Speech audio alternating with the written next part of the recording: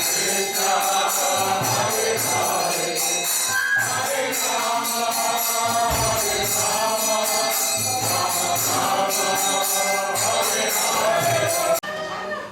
रख दिया ना, हो गया नहीं पेपर का होता है तो वहाँ से लेके आना है तो बोलना हम लोग पेपर का होता है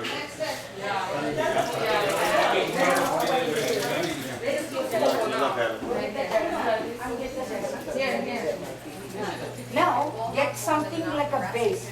So what do you have? Give me a second. Now, open the door. Okay? Jai Jagannath. Open the door like this. Put it that in the center. Okay? Bengali pot. Now, hold on. Hello. First, you pay attention. Give me give me your decor, the sweets and savories. Yes. Where is it, Jagannath? I need the khaja, all your sweet. Where is all your decoration?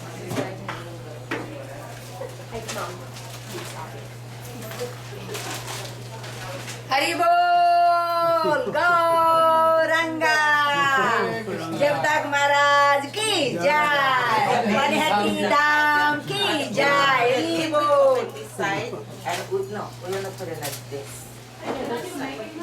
Something in the back.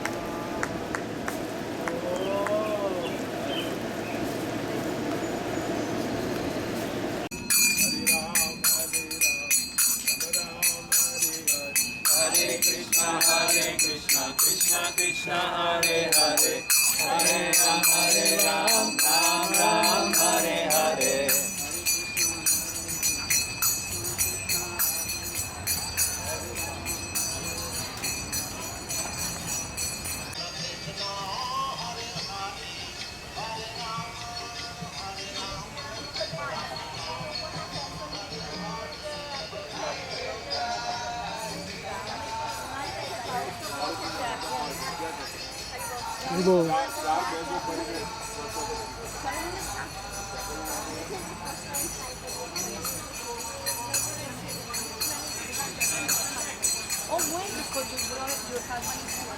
It doesn't matter.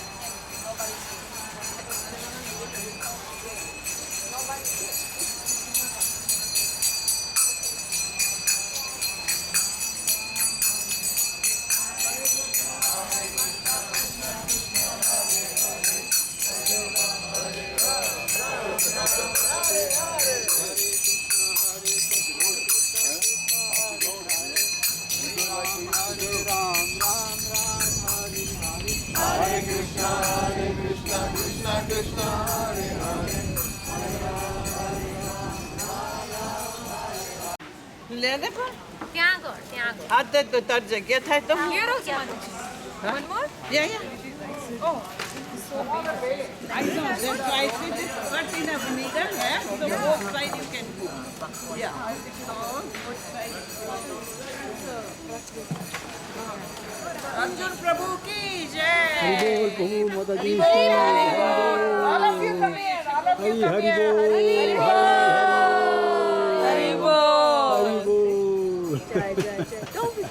Gauranga, Gauranga, Gauranga, Rupa, is the filling over? You want only to what? Or do you still have fillings? Okay, anyway, pots is over. We are done. That's it. We are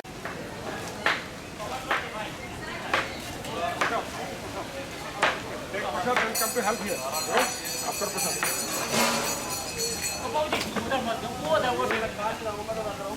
नहीं खा ले तू एक बार खा ले यार अभी खा लिया बाद में एक बार भाई तो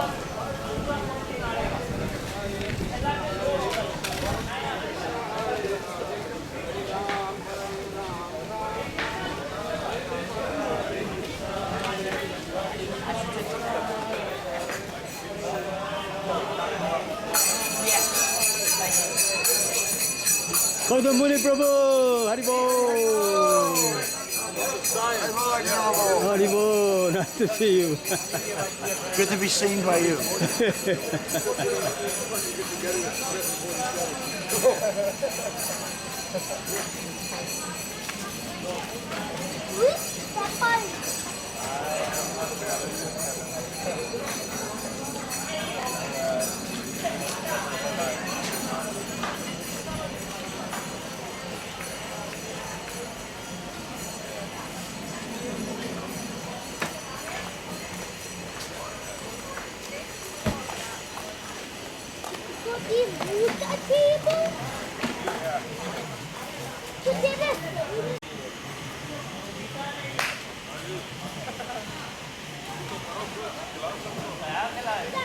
Whatever we have cut.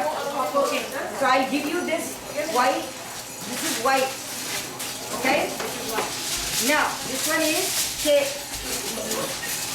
Okay?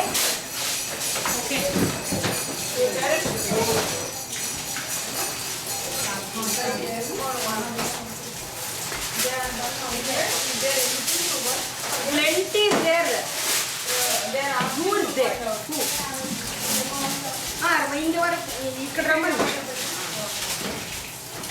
Okay, now what you going to do? What is that? Why are cake? This is what? You said it's what? Oh, this is one more white. Little bit more than that. That's how you got to see. So this one is white. How many whites are here? Oh, here is cake. Cake. And Krishna. And Krishna. Somebody's cake here. Haribo. You want to take it? No, that was me. I will take them in action.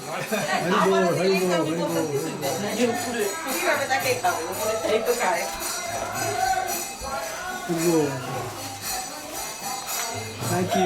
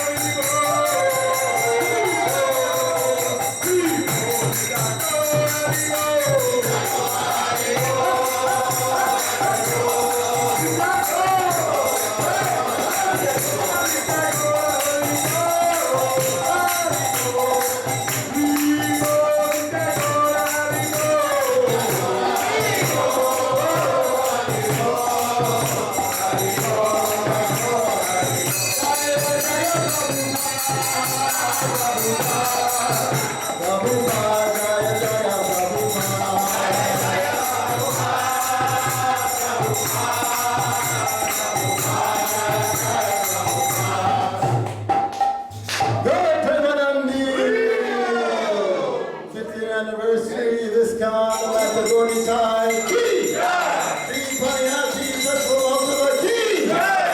All glories to the Son of the Holy. Hare Krishna. We're on the second day of the Panihati Festival and continuing honoring this 50th anniversary of the installation of Sri Sri Gauri Thai in this building. 50 years ago, right? They were downtown anyway. We have here to tell us the real story. The distinguished devotees that were here. We're going to have Bala Bhadra's going to take the lead here. I'm just doing a quick introduction. Going to introduce everyone. And then in the beginning, they're going to have mostly the Lama devotees and then the others. Hare Krishna. Afterwards, of course, Rajbhoga Panihati Arti Ki. Balavanta Prabhu. And Srila Prabhupada's intimate secretary, Srila Kirti Prabhu.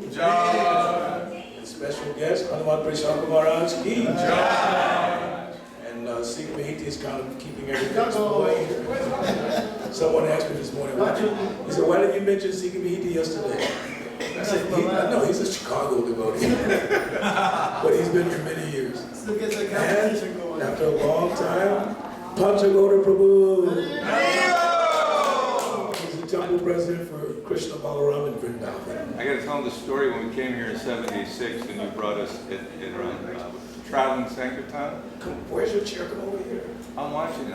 I'm too far. I can't see it. So we're very fortunate to have His Grace Balavanta Prabhu with us today.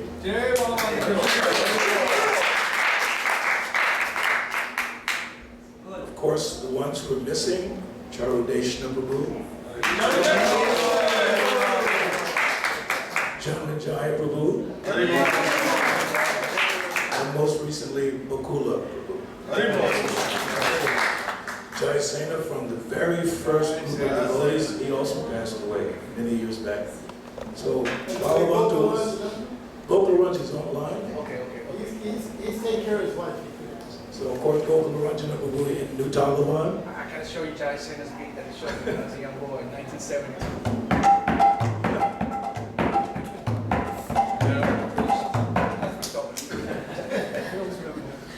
So Cida-dahi was the first president of Atlanta, and then pretty much right after that was Balavanta Prabhu. When most of us joined, Balavanta was the temple president, and I have to tell one quick story about his humility and love for devotees. There are many stories, but this one I can never forget. We had a little prasadam room upstairs in the old temple on 13th Street. And it was the Monday after the Sunday feast. And Balavanta came late for prasadam. The only prasadam that was left was some sweet rice from the day before that had set out all night. You know what happens. It becomes a little smelly. And Balavanta, without even flinching, he sat down, he started taking pictures. We were looking at him, eating this old prasadam. He was just so humbly taking whatever prasadam spiritual master leaves for us, that's what we take. If he leaves nothing, we don't take. So he always set the example for all of us, how to serve Srila Prabhupada. And there are many, many pastimes of Balavanta Prabhu with Srila Prabhupada. There are numerous letters from Srila Prabhupada directly to Balavanta Prabhu. I remember seeing the one just recently where Srila Prabhupada gave the name New Panihati. He said, your temple will be New Panihati. So we're fortunate to hear from Balavanta Prabhu. So I just want to give one little meditation for us to think about. Srila Prabhupada was saying this morning when I was listening to the Krishna book, he said, when you go to the holy place, people go to the holy place, and they go and they take a bath, but they don't associate with the sadhus. So Panihati Festival is a wonderful occasion for all of us to come together, but don't miss the opportunity to associate with all the saintly devotees. It's very, very fortunate for us. We have so many wonderful devotees here. And I hate to quote sometimes materialistic songs, but there's a song by Bob Marley where he says, in your great future, don't forget your past. So here's the history of New Panihati, along with many renowned devotees. So take advantage of these devotees. Talk to them. Ask questions. What was it like? I mean, each devotee sitting here is over 50 years old. I don't mean to put him on the spot, but 50 years in this movement plus. 50 years plus. So that's very rare. So please take advantage of this opportunity. So without any further ado, please welcome His Grace Balabhadra. I was going to say Balabhadra. You're so humble. You're so humble. We're old. We were talking this morning about, And he's over 50. his name is Balavanta. Balavanta, his wife is Balavi, and my name is Balabhadra. But when I got initiation, I thought my name was Balabhata. And I told Balavanta, oh, my name is Balabhata. He said, you idiot, your name is Balabhadra. Bhattacharya. Haribol!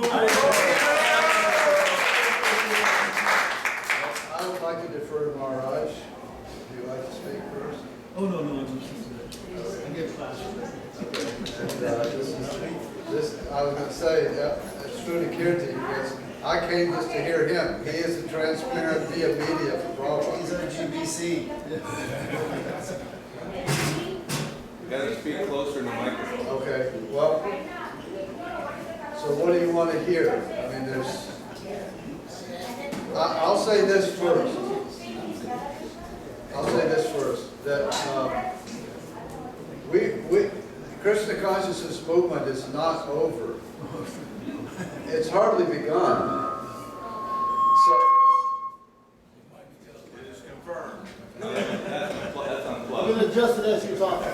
So, I mean, there are some, I mean, the society, the civilization that we're living in is getting old. I mean, everyone sees that. And there's a great hunger, and the spiritual, yeah, I speak in the courtroom, so I don't really need a microphone. We have this more. So the spiritual culture that supports this civilization. Every civilization is based on spirit, not based on material. It's not based upon, you know, you had a good harbor or, you know, you had some good land. It's all based on spirit. Because without being connected with the spiritual reality, there's no substance in this world. It's like a dead body. We need it for online. People are watching online. Okay, so people are hungry for spiritual life, for spirituality. We all are. That's the prime necessity. Food, shelter, animals need that. Humans need, in addition to food and shelter, we have to have spirituality. So Prabhupada has brought that as coming from Sri Chaitanya Mahaprabhu, who's brought that, coming from Goloka Vrindavan, coming from Srimati Radharani herself, in mercy for us. So it's just beginning. And Krishna's hand is behind it. So let's don't think that, well, you know, what happened in the past is spiritual and now here we are. Because it's just beginning. But it's eternal. So these things that happen within the context of Krishna consciousness under the direction of Srila Prabhupada, so they're eternal. So we can discuss these things. I mean, we can remember them. So what do you want to hear? How the deities were installed? 15th day, Prabhupada's coming. Okay, well, Prabhupada's coming, that's true to Kirti. But, so the deities installed, so I can say a little bit about that, because I was the one that was in communication with Srila Prabhupada about the deities. So, Atlanta was a small temple at the time, and but we had big ideas. So we thought, you know, Atlanta was up and coming. We knew, you know, this is, we know, Iskcon, Krishna consciousness, up and coming. At the time, in 1970, Atlanta was a small city at that point, barely broke 1 million people in the metropolitan area. So now, what is it? 8, 9, 7 million. We could feel that happening. So we thought we were an important city. So New York City, they had Radha Govinda, and Los Angeles had Rukmini Dwarkadish, Vrindavan had Radha Vrindavan Chandra. And so we thought we should have also we should have Radha Krishna deities here too. But we realized that was a little bit ambitious. So we wanted Lord Jagannath. So, you know, we wanted Lord Jagannath. So I wrote the Prabhupada, we would like to install Lord Jagannath in Atlanta, Georgia. He said, Atlanta, Georgia is an important city. He did say that. He said, do you own the property? No, we're renting the property. How many Brahmins are there? 2 or 3. He said, no, you can't install Lord Jagannath. So, I kept pursuing, okay, we can't do it. So then, we had a few more Brahmins, so I wrote him again, and we went to install Lord Jagannath. As a matter of fact, it was ongoing, even after we installed Gaur Nitai, I still wanted to install Lord Jagannath. kept writing to Prabhupada. He finally agreed to install Lord Jagannath. That was later. So he said, okay, you can install Gaura Nitai. Because Gaura, he said, what is the activity of your temple? We were doing a lot of Sankirtan. That's why the name came from Panihati, by the way. Because he wanted to know what was before he arrived. Maybe it was before he arrived. Yeah. And so there was always a lot of Sankirtan enthusiasm. Bahusra is a prime example of that. He was a big Sankirtan. He loved Sankirtan. All the Vaishnavananda, all the devotees here love Sankirtan and love going down to Central City Park to chant. It was just the life of the temple and prasadam distribution. So it's Prabhupada said funny. So he said he could install Gaura Nitai. So, and there were a lot of devotees by that point. That was over on 13th Street. It was after the political campaign. Yeah. So it was a very small temple. Is anybody here from that small temple? No, this is before that. I'm saying before that. No, before the political campaign. Before? Yeah, it was just a handful of devotees. And then we, following the example of Amarendra Prabhu in Gainesville, such a great soul, Amarendra. But, so following his example, I wrote to Prabhupada that I think maybe I would like to run for mayor, but it's just a crazy thought. And couldn't use temple money for it. So my parents had sent me a little stock dividend. They invested money for me. I had $1,000, and that's what it cost. The filing fee, qualification fee was $1,000, which was more in those days, to be honest with you. You could buy a brand new Dodge van for $5,000. So now it probably costs $30,000. So you got to multiply by 6. So it was like $6,000. Anyway, I paid it. Didn't realize what was going to happen. And once Prabhupada had approved it, I was stuck. I mean, I'm actually a fairly shy person. I wasn't really, it wasn't in my nature. Prabhupada later said I was a politician, but I never thought of myself as a politician. So anyway, so after that, the temple began to grow. We had some very nice devotees come up from Miami, Gadi and Tatiksha. And Tatiksha, some people can do a lot of different things, and Tatiksha can do one thing, but she does it really, really, really well. And that's deity worship. Tatiksha is a very nice lady, married to Gadi, and her heart and soul goes into those deities. And so she was the pujari when we installed those deities. So I still remember we had the bathing ceremony, and I was putting milk and yogurt. They were there, and so we installed them on the altar on 13th Street. And then Tatiksha came back here. She'd gone for a while. She came back, and she was the pujari when Prabhupada came. And when he saw those deities, that's that he had not seen them. I don't know if we even sent him pictures. He had not seen them, but undoubtedly he remembered that whole, the whole series of communications that resulted in their installation. And he mentioned later that they were being worshipped like Radha and Krishna, because we want, so, and they were. You remember, right? I don't remember the day. I have no idea. I don't remember the year. It says 74. It was 50 years back. So it wasn't 74. Based on that, it was 74. And then the next year, Prabhupada came. Was that the next year?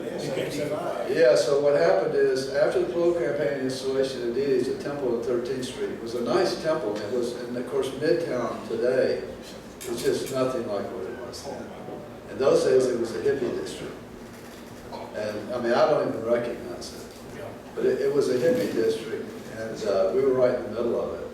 And so the temple on Sunday feast, there just was no room. People were just spilling out all over the yard. It was just a very big occasion. And people were joining. And, we met, there was Krishna sent this man, what's his name? We had Peter All, I don't remember his name.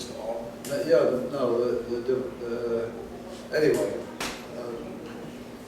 my memory goes. But, so anyway, we got these buildings. Mr. Auld owned these 3 buildings. And so, who? William Auld. Yeah, William Auld, I know him, but I'm thinking of there was a man that became, there was a lawyer in Decatur, and his friend was practically a devotee, became a friend of Krishna. Fred? Slyman? Yeah. Yeah, Fred Slyman. He was really good. He really got, I didn't do this, he did it. He found these properties, he was a real estate guy, and he loved Krishna. And he convinced Bill Auld to let us rent these properties with an option to buy. Because they had been occupied by a fraternity, and they were vacant, and they needed work. But they were basically good buildings. And he convinced them that at the very least we would fix them up. So we rented with an option to buy, and then I think it was 5 years later, the problem was here we were still renting. 5 years later, Dinasraya got a modest inheritance, and we bought the buildings. And Auld, by that time, liked us so much they allowed all the rent to go towards the purchase price that we had paid for 3 years, 3 or 4 months. Then we came here and Prabhupada sat on that very Vyasa-san. Yeah. And this temple room, that we had a wall there, but this temple room became Vaikuntha. I mean, there's no question. It wasn't a material world. Nobody who was in this temple room when Prabhupada was here was in the material world.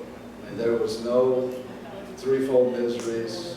They were completely gone. The time factor, there was no past, present, future. There was no physical limitations to dancing. It was like you were weightless.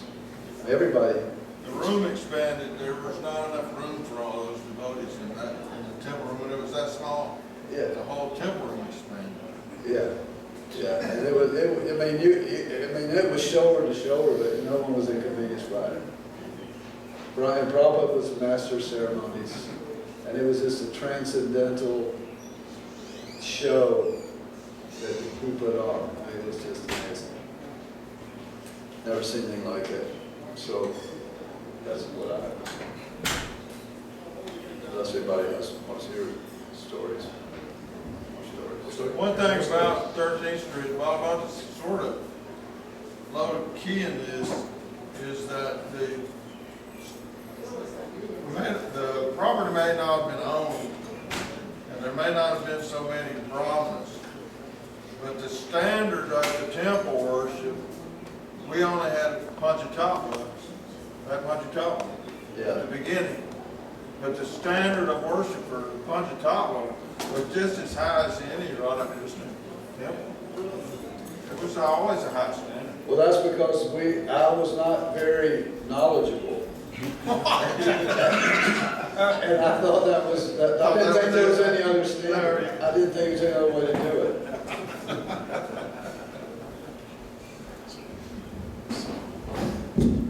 So we'll ask Prabhu.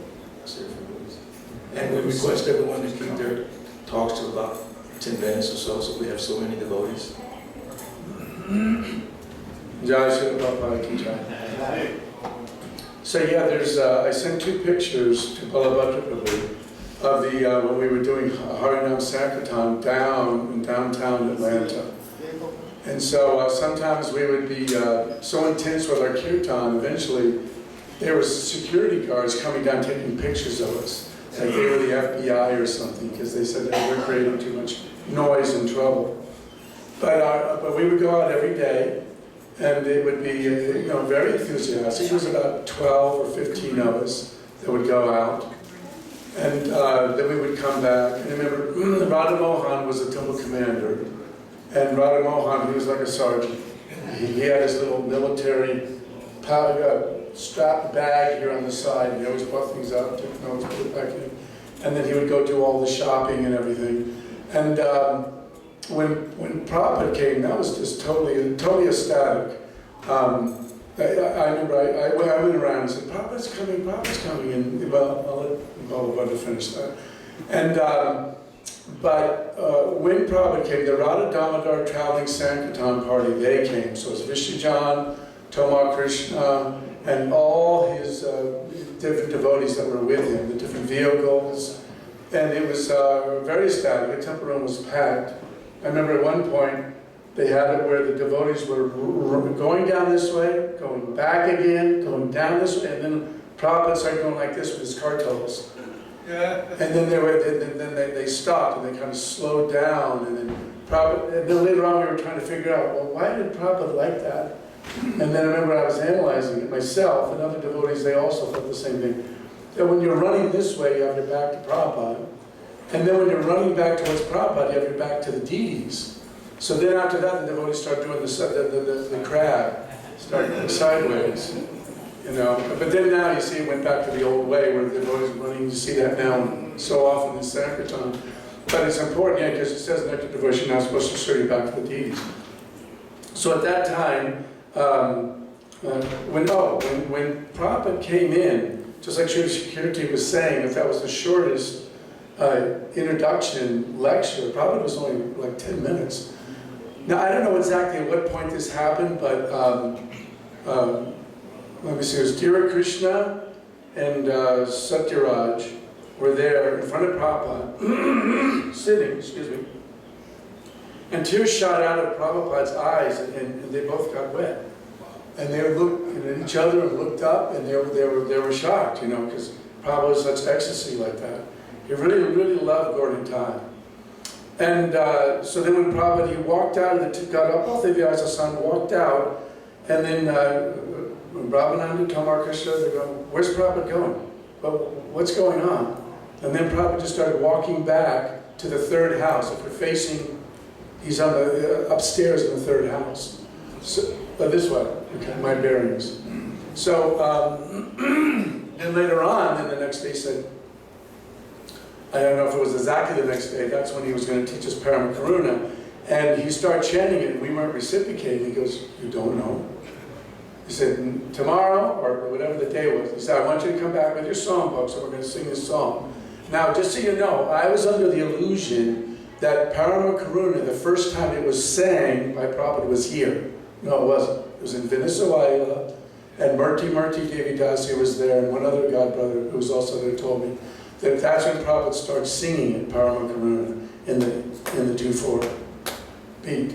And so then the devotees were learning it. Now I remember another time when Radha Mohan was making the Vyasa-san, he came in, Prabhupada came in, and looked at both Vyasa-sans and he goes, no! And then Radha Mohan is like, oh no, what did you do? And then Prabhupada said, my spiritual master's Vyasa-san must be higher than my Vyasa-san. So then at that time, Radha Mohan was scratching his head, oh, what am I going to do? He's getting so close, to Bhaktisiddhanta Saraswati Thakur's appearance day. So then anyway, he took care of that. At that time also, Vaishnavananda and myself, we got second initiation. The whole reason why I was told to come here is because I was a bad boy. Karandra said, because there was a group of 5 of us from the New York temple, he said, if you want to get second initiation, he said, all of you have to go to a separate temple and surrender, do whatever they said. So luckily it worked out where I was able to come to Atlanta, and then I had to surrender and do whatever Balavanti Prabhu and Radha Prabhu told me, this is what you have to do. No question. Yeah, boy. And so then for the second initiation, we both, Vaishnava and myself, then afterwards I went upstairs, up in Prabhupada's room. I came up, and then I came in, Srila Kirti, he handed me the Brahman thread, he put it on me. And then when I walked in to see Prabhupada, Prabhupada said, who put that Brahman thread on you? Sri Kirti, okay, it's okay, come and sit down. So then, of course, at that time, you know, I didn't know how to pronounce Sanskrit, and I had my paper there. Prabhupada was facing this way, he was at his little table, because he has to say the mantra in the right ear. So then at that time I have my paper, and I'm fumbling, and, you know, and he looks at me and he goes, oh, he said, just listen to the tape. You'll get it. You'll get it, you'll eventually get it. So then I went in an hour for my obeisances to learn Prabhupada, and then I'm only sitting, like Prabhupada's here, like about 3 feet away, because it's a small desk. And they said, do you have any questions? So then I just look into his eyes.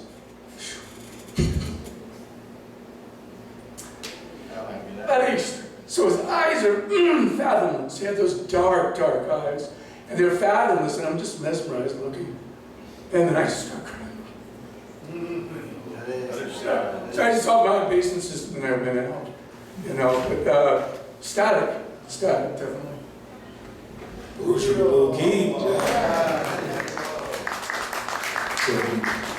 we actually one, excuse my voice again, real quick pastime. He's a protector. We were coming back from Sankirtan on the MARTA bus, and I was reading the Krishna book, because we would read the Krishna book when we came from Sankirtan. And it got to the point where it's saying, and the demons are always disturbed. So this man jumped up, stop that reading. And Prabhupada jumped up to protect me from this person. He was ready to attack me. And Prabhupada said, because he's from Brooklyn, New York, and all that. So he's really a wonderful devotee. So next we have very special visit today from Kardama Muni Prabhu. Very rarely get to see him, but there's a small story about him in that room back there. That's now the office. It used to be the kitchen. And Kardama Muni was in charge of cooking when Prabhupada was here. You can tell a quick story. Yeah, unless you want to tell it. No, I won't tell it. I can tell it. He doesn't even better. Okay. I can tell it. It's on tape. You can get it on the internet. Srila Prabhupada's, it may have been Bhaktisiddhanta Saraswati's appearance day.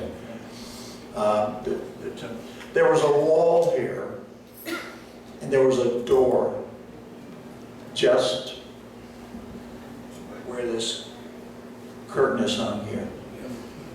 And it squeaked like anything. So in the tape you can hear that door opening and closing. So there were all sorts of devotees in the kitchen helping. Because there were so many devotees here, and so they were all in there cutting vegetables and baking sweets and different things. And then when Srila Prabhupada said, somebody said, Prabhupada's coming, and everybody left. And so I'm standing there alone in the kitchen, trying to prepare prasadam for, I don't know, 300, 350 devotees. I was thinking, how's this going to work? So the amazing thing, I was listening, there were speakers in all the rooms, and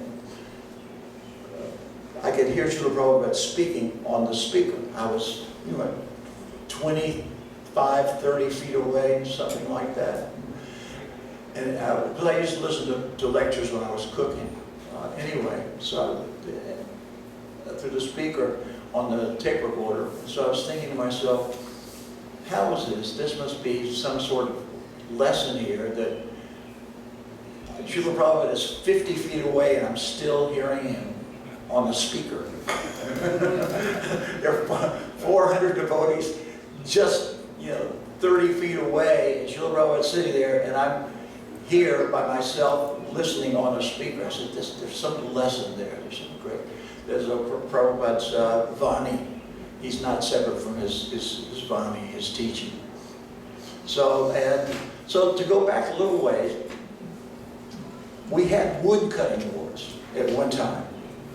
Then Balaranta Prabhu said, wood cutting boards are not suchi. Wood cutting boards, you can't clean them. We're going to use marble cutting boards. So we had these big marble cutting boards, and And never, nobody ever thought anything about it. And then when Prabhupada was here, I'm in the kitchen by myself, cutting potatoes for Guranga potatoes, and I was like normal, I was listening to Prabhupada on the speaker, like normal, and cutting potatoes as normal, and then all of a sudden you hear Prabhupada say, "What's that sound?" And then Vaishnavananda Prabhu comes running through the door, said, "Prabhupada said to stop making." I was thinking, some rascal is disturbing. Speaking, what? I hope that they really get it. And then Vaishnavananda comes running through the door and says, "Prabhupada said to stop making that sound." So, all sorts of realizations from that. When Srila Prabhupada came, when he first entered the temple room, I was standing down just by the altar. And so he came in, got on the Vyasa-san, and he was looking at the deities, and so I turned around and looked at Gornitai, and it was as if they were leaning forward, their eyes were wide open. They were standing forward, just looking. I said, don't kid yourself, pal. So I looked away and looked at Srila Prabhupada, and I looked back, and they were still like that. It was incredible.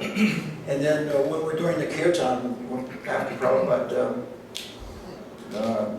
taught us Parama Karuna, and having the big kirtan, and going back and forth, and it's just like Balaranta was saying, that the room expanded. It was 25% smaller than it is now. Everything on the other side of these pillars, there was a wall there. And there must have been at least 350, 400 devotees in here. How that's possible, I have no idea. But if you look at the paintings of the Cida-dahi festival at Panihati, I just described in Chaitanya Charitamrita that there wasn't enough room for everybody on the bank of the river. They had to get they were in the water. So it was like that. It was like somehow or other there was room. So it was very, very auspicious. And so we were going back and forth, and then it seemed as if the roof didn't actually disappear, but you could see, the spiritual sky is all I could say. I mean, Prabhupada was there playing on his gong. The devotees were moving back and forth. It was completely transcendental experience. This is, you come for the philosophy and you stay for the ecstasy, I guess. And with every part of Krishna consciousness is ecstatic. Chanting Hare Krishna, taking Prasadam, just because it's all related to Krishna. All getting connected with Krishna. So I guess I've used up my time.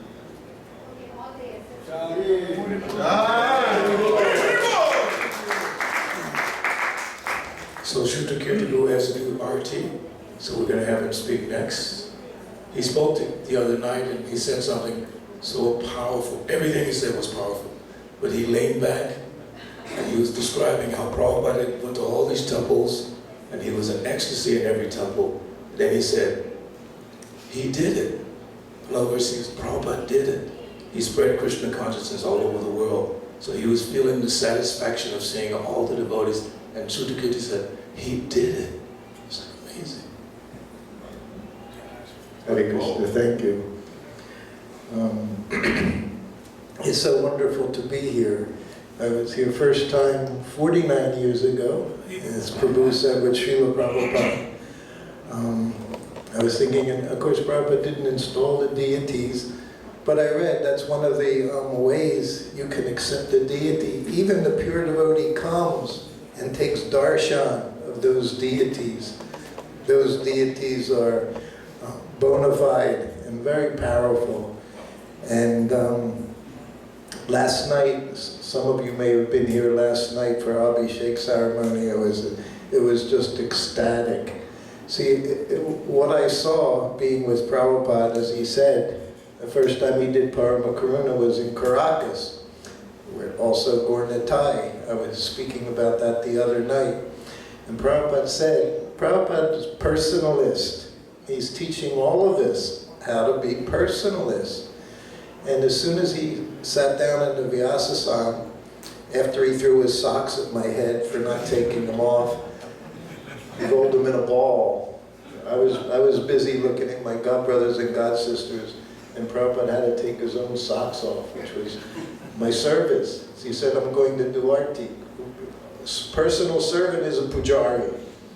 Just like the pujari, same thing. You bathe them, you dress them, you cook for them, you feed them. Only, as Prabhupada said, I'm always moving around. So it's a little different kind of pujari. And he can chastise you and you can hear it. No matter how fallen you are, you can literally hear his messages, his orders. So there in Caracas, Prabhupada looked at Gornatai. And as I was saying, every place he was going, he saw Lord Chaitanya has spread Krishna consciousness all around the world. He went to 12 temples in 2 months, started in Mumbai and ended in Mayapur. So literally went around the world, 12 temples in 60 days. And everywhere he was going, he's seeing people chanting Hare Krishna. And I can't say it was only my feeling that he literally could breathe. I've done it. We know at the end he said 50% of my work is finished. Bhaktivinoda Thakur said the same thing. 50% of my work is finished. Varnashram Dharma would be done. But his work was finished. And he was leaking ecstasy. He did it in Caracas when he saw Sri Sri Gornatai. He went into ecstasy there. And he said to the devotees, he said, Gornatai have traveled very far to be with you. What a sweet thing to say. Prabhupada has traveled very far. He had done it by the mercy of Lord Chaitanya. He never took credit. He gave credit to his guru. He gave credit to his disciples. But he did it. That's what he's saying. I said the other night. And he was in ecstasy. That whole trip, he was exhibiting ecstatic symptoms. As he said, tears not just dripping down, but flying out of his eyes, just pouring out of his eyes. The lecture was 2.5 minutes, not even 10 minutes, 2.5 minutes here. He started out when he came, and he was telling the devotees, he said, we went to Mexico City. He was remembering and appreciating. He said, then we went to Caracas. And then he looked at me. I was sitting right there. I said, Miami. He said, yes, Miami. He said, and now we're here. And then he said, your temple is the best. The best. He was appreciating. It was nice temple room. So many places, converted living rooms. This was like a real temple room. And this Gornatai, they're very, very special. They brought us here. I had no idea I was coming this year. They've been very kind, especially Lord Nityananda. He's more merciful than Lord Chaitanya. Yeah, he comes through seeking Mahiti.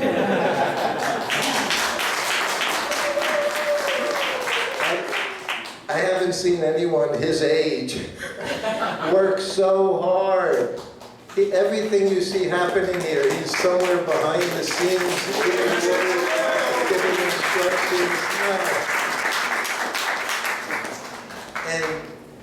And he brings me here because somehow or other knows I'm going to talk about Prabhupada. And he's very attached to Srila Prabhupada, Srila Prabhupada's instructions, as we all should be. But last night I saw again the potency of Lord Nityananda and Lord Chaitanya here. Everybody, if you were here, you got to bathe them. They're so merciful, so merciful they are. And that's what Prabhupada, he said in his lecture, Parama Karuna. That's how he started. Bahudvijana. He said the two lords, they're very merciful. They're distributing love of Godhead freely. No, don't even need qualification. Then he said Krishna's also merciful. He said, but he requires surrender. And then he started to choke up as he talked. He said, but Lord Chaitanya is so kind. And then he just finished the sentence. And that's when he went into ecstasy. And as he said, hundreds looking through the windows, looking through the doorways.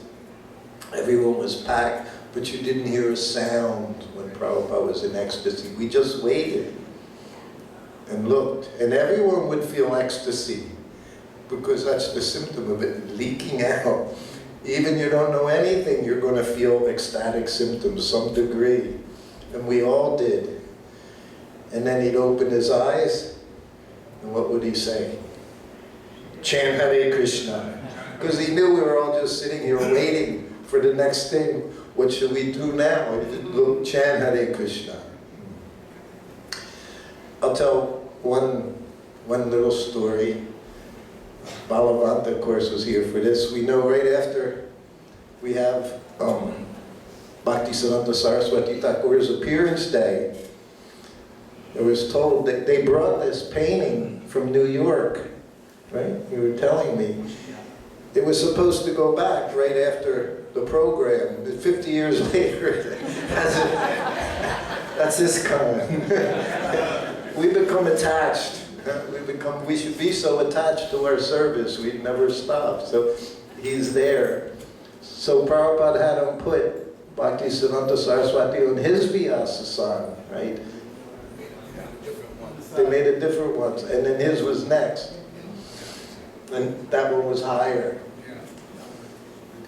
And we never know what we're doing. Like you said, we didn't know what we're... So we're waiting for Prabhupada comes in, and he's going to do artik. I've seen him do a few artiks, I guess maybe half a dozen at deity installation. But that was very, very special. Just like him playing the mridanga. When you saw him grab the mridanga, again, you'd go into ecstasy. Prabhupada's going to play the mridanga. And he played it better than anyone. So that day, Prabhupada said, I'll do artik. So even now, I know yesterday morning, I blew the conch shell. Not the best conch shell. We've got a few cracks here and there. You got to put your mouth on it just right. 1975, you can't even imagine it. You know, it was second class on the altar. What to speak of having another deity tray. So not a very nice conch shell. There was one devotee, Radhakund. Who remembers Radhakund? All the pictures, Prabhupada. He's in all the pictures. He told me at that time, in order to accept his guru, he wanted to see 3 miracles. And that day, in the course of a half an hour, Prabhupada performed all 3 miracles that he needed to see. One of them was he read Radhakund's mind and answered his question without being asked, which has happened to many devotees.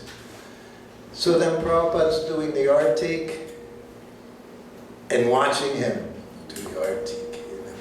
Everyone again, ecstasy. So then Vyasa-san is there, and there's a tulsi plant on that side of the Vyasa-san. And Prabhupada offers the conch shell with the water. And then he finishes offering it, and he's looking for the bowl. But there's no bowl. So then I think you're standing at the door. Maybe, you know, you're standing. So many devotees are there, but Prabhupada's looking for the bowl, and he looks over and he says, bowl. And everyone goes, Hari Bol! And again, he goes, bow, Haribo. And then he just shook his head and he grabbed the conch shell and flicked the water and it went right into the Tulsi plant. Just like a little stream of water right into the Tulsi plant. So then the rest of the artik went on, and then it came time to blow the conch shell. And that's when Radhakund got his third miracle fulfilled.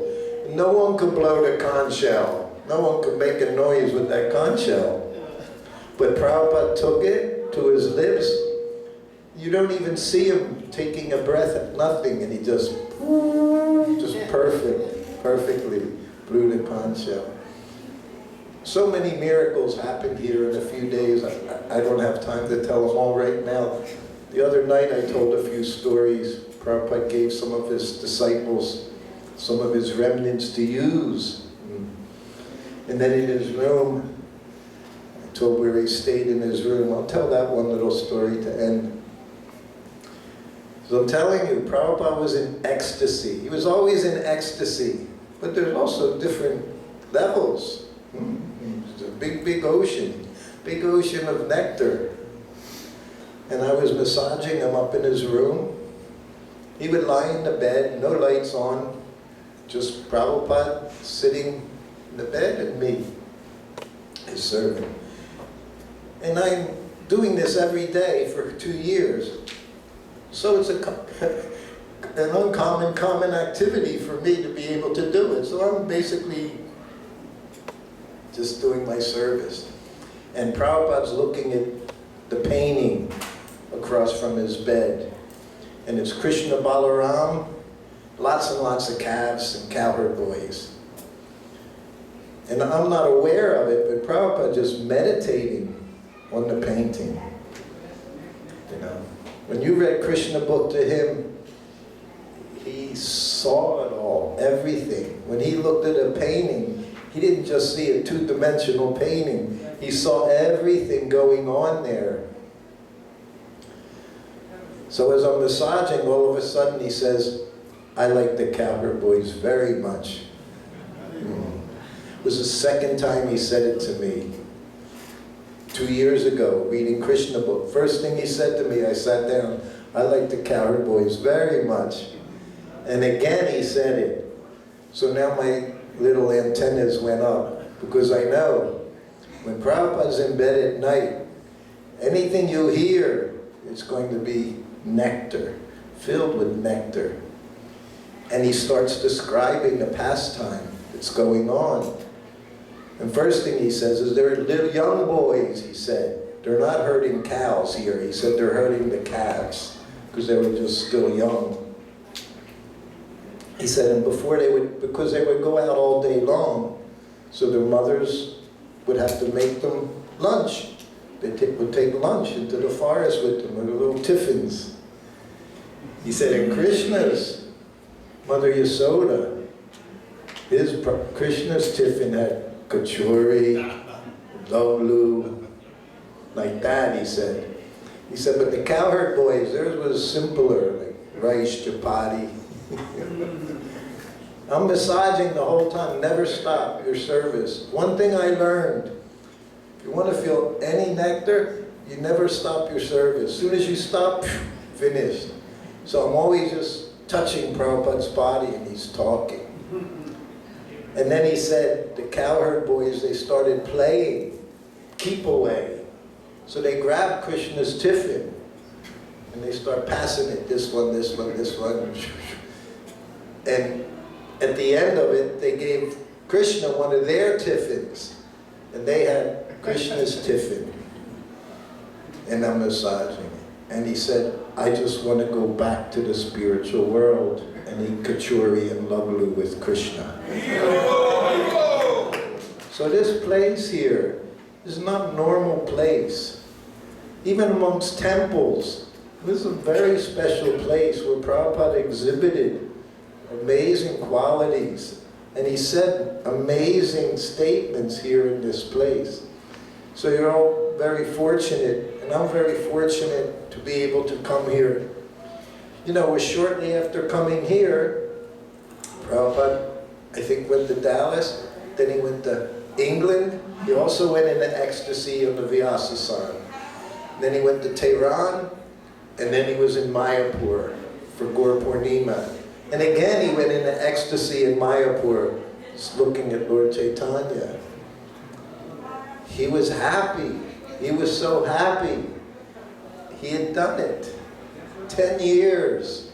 And 10 years before that, working so hard, printing his books, distributing his books, getting money to sell his books. So much work. And he saw everything he wanted happened. By the mercy of, he said, by the mercy of Srila Bhaktivinoda Thakur, my Guru Maharaj. I was going to end, so then after Mayapur, 1975, where did Prabhupada go? Vrindavan, and installed Krishna Balaram. And when last night when I was bathing Gaur Nitai, I said, you brought me here. I said, and you brought me to Vrindavan. I said, bring me back to Vrindavan. I'll come back here again as much as you want, but bring me back to Vrindavan. I was praying, bathing. I was very, what's the word, greedy. Lolium. I had a lot of lolium last night. I would bathe, and then they're saying, give it to somebody else, and they'd give it for a few times, and then I'd grab the conch shell back and start bathing. Because I'm just a pujari, a wannabe pujari, taking care of Gaur Nitai and Krishna Balaram. Srila Prabhupada ki Hare Krishna.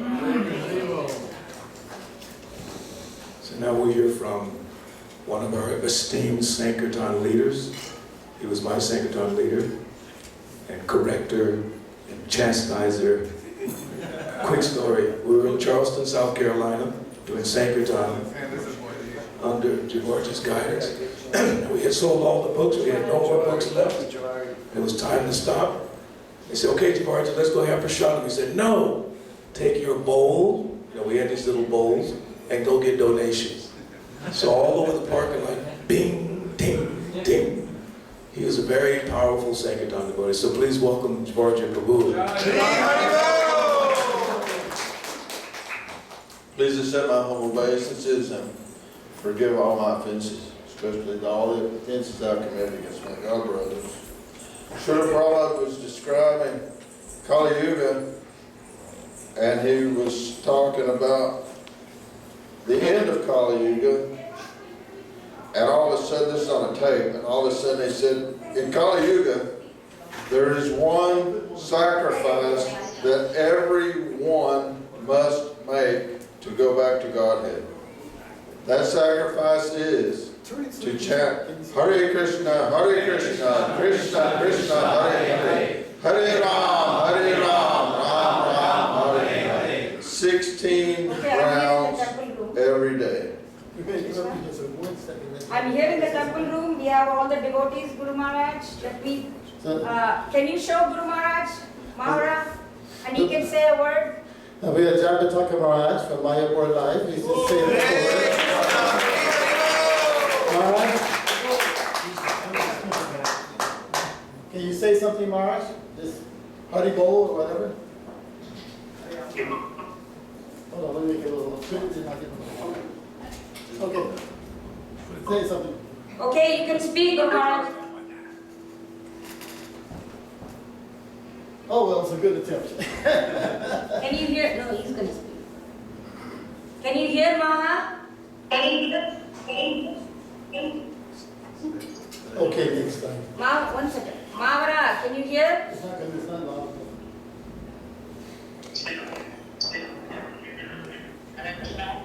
Hare Krishna. Can you hear us? Yes. Yes, we can hear.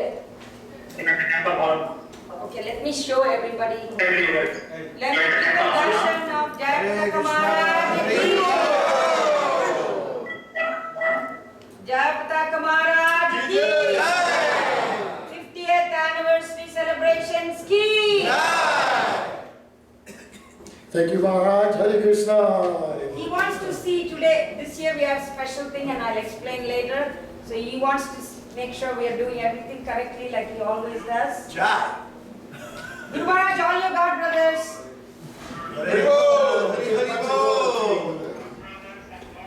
This is all your God brothers, no sisters here. Balabhadra Prabhu, Balavanta Prabhu, Bahushara Prabhu, Kardama Muni, Shivaji, Pedro, Vaishnavananda, Panchagauda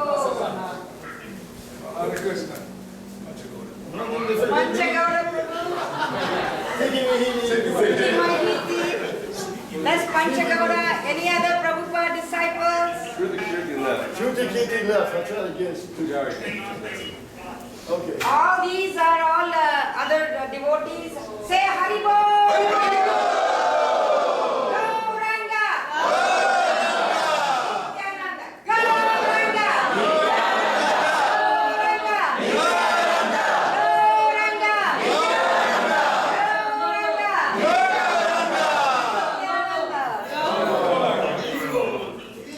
We have Arctic will be on time, surprisingly, this so 12:30.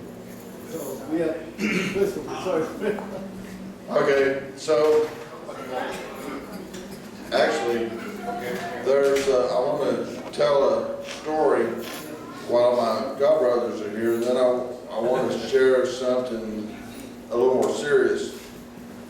But first, on 13th Street, there was an infamous nook called the Maha Closet. And in that Maha Closet was where the Maha sweets were kept, under lock and key. And these were there for the service of honoring by Rajbhoga Das. So he had the only key, and he kept his Maha Prasadam locked in this closet, so only he could take it. But there were two brahmacharis that lived in the temple at that time. And they conspired to get the key. Did you have a copy of the key? His key made? We took the door off the hinges. You took the door off? I got one. Okay. So they took the door off the hinges of the Maha closet, and they honored that prasadam. And that prasadam then was missing. So in the morning, Radha was giving Bhagavatam class, and he was sitting in the temple room, and the Maha prasadam was gone, and he was upset, beyond upset. Radha Mohan, he took his bronze thread and got it out and wrapped it around his thumb, and he just as serious as anybody I've ever seen. He said, "I curse whoever stole the Maha." And it was these Rus that had stolen the Maha, and everybody knew it, but nobody would say it. Nobody said anything. So, on a more serious note, over the past, especially this past year, we have had some of our godbrothers have disappeared. Some of our close godbrothers have disappeared. And so I was thinking, instead of telling a story about Prabhupada when he was here, I tell a story about Srila Prabhupada that's extremely personal to me, that I don't generally tell this story. I was asked to tell it last year, but I did. So it has to do, in Krishna book, there is a Krishna story. It's wonderful Krishna. So I have a story, and it's wonderful Prabhupada. Yes. In 1975, when Srila Prabhupada was here, a few months later, he went to Philadelphia, and there was Rath Yatra there. So this was in July, I believe, of that year. So Balavanta said that some of us could go to Philadelphia to see Srila Prabhupada, and that some could get initiated. So I was to go and get second initiation. Kokika went to get first initiation, and I really don't remember exactly who else was to get initiated. But so I had a traveling party to take, and it was myself and Ranotsuka and Balabhadra and Kokika and Charlesh had his own party. Yes, so there was a couple other devotees, I'm not sure exactly who. Anyway, so we're going to Philadelphia. None of us had ever been there before. So when we're coming into Philadelphia, the devotees, we saw a sign that said to the Philadelphia airport, there was a sign there. So the devotees were all saying, I was driving. They were saying, let's go to the airport, let's go to the airport. Prabhupada's coming in. We can see Prabhupada come in and get off the airplane. I said, no, none of us have ever been to Philadelphia. We don't know where the temple is. And it may be quite difficult for us to get to the temple. So I said, no, it's not a good idea. We're going to go to the temple. So we stopped and got a map of Philadelphia and looked up to where the address of the temple was. And it seemed like it took a long time, but we finally did turn on the right street. And we pulled up the street and we see the temple, and the street's empty. There's no cars. The street was empty. So we had pulled up this way. Here's the temple. We pulled up in the van right past the temple, and we're getting out. We got out of the van, and we're milling around, shaking out our dhotis, and getting loose. And all of a sudden, a limousine pulls up behind us in front of the temple, and devotee hops out, opens the door, and out steps Srila Prabhupada.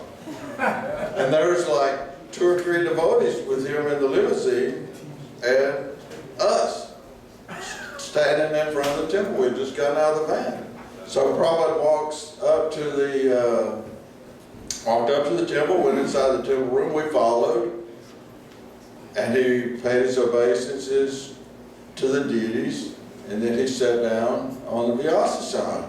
And Balabhadra because there was nobody there, except for all us fallen souls were there. So Balabhadra, he picks up the rajbhoga, and we start having kirtan. And Vyasa-puja, having arti, Guru Puja for Prabhupada.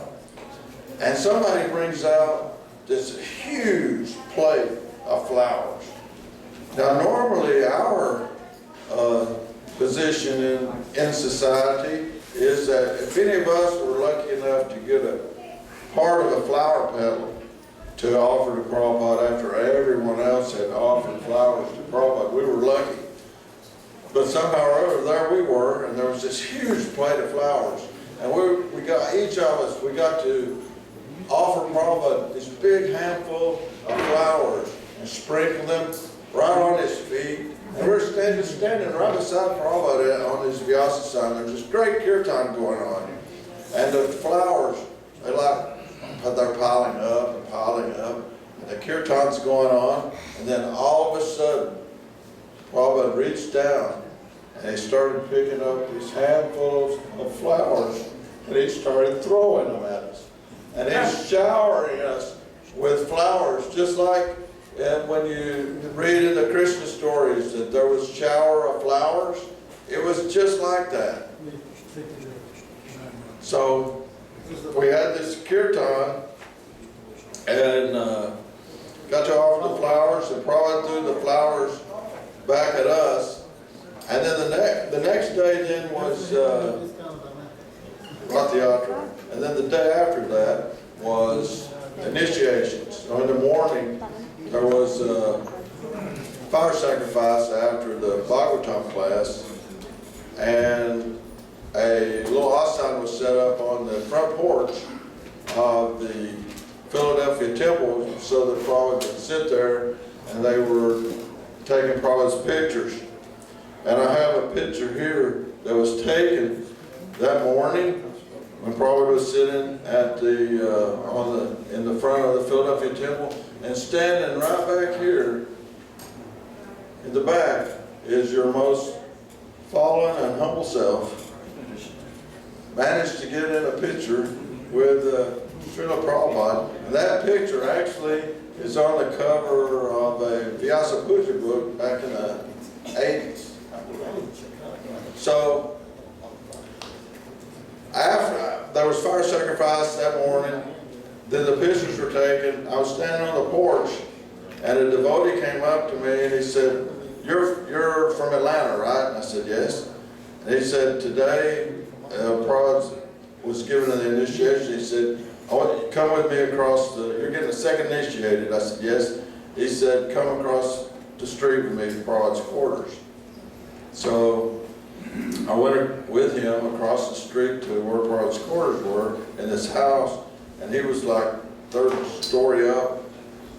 And it was summertime, August, or not July. It was very hot, and so I went up the stairs, and sitting outside a door, looked like a closet, was Gadidas, on a friendly face at least. I knew who he was. I didn't know anybody else. So they said, "Take your kirta off." So I did. And then the door opened, they said, "Go in." And it was no larger than a closet. And Srila Prabhupada was sitting there. So I went in, and someone closed the door. And I fell down like a stick, paid my obeisances to Prabhupada. And while I was paying my obeisances, I heard Srila Prabhupada make this sound. He went, like that. So I don't know what that meant, and I certainly didn't ask him. But it was a small place, and we were very close, just inches apart practically. So I was sitting across from Prabhupada, and he was like this, had his eyes closed, shaved his head. He had the Brahma's thread in his hands, like this, and then sometimes he slipped the thread over his knees because he had his dhoti pulled up. And then sometimes he had it in his hands, and I was looking at him, and Prabhupada was amazing. They had, of course, in the mornings, they would take the sandalwood pulp with the flowers and put on his head like this. And I was looking at it, Prabhupada. I was trying not to stare at him here, you know. I didn't want him to catch me staring at him. But I was looking at it, and I went, wow, it was the most amazing thing I'd ever seen. There was these complete imprints of flower petals all over Prabhupada's head and on his forehead. And it was amazing. It was so beautiful. So then Prabhupada, he said, repeat. So he said each word in each line with the Gayatri mantra, and I said it back. And then what point did he slip the thread over? Okay, I'm getting to that. First of all, we repeated the nobody gave me one beforehand either. So I repeated each word, and then he was holding the thread, and he sort of tilted it. So when he did that, I went like this, and he slipped the thread over my head, my arm. And then he said, count. And then he did with his fingers, and I did with my fingers. And then he said, chant 10 times, 3 times daily. And so that I paid my obeisances and left. But in everyone's life, in their spiritual life, you'll think back, and there'll be some experience, some moment that will stand out against all other wonderful moments or personal moments that you have. And for me, that was it. There can never ever be anything greater than Prabhupada and I just sitting, practically touching, and him giving me that initiation and giving me that mantra, and to see Prabhupada personally, you can see his pictures and we can talk about him. Prabhupada was absolutely the most beautiful person that you could ever imagine seeing in this whole insane world that we're in. He was beautiful, and he was also wonderful, and he wanted everyone to know Krishna.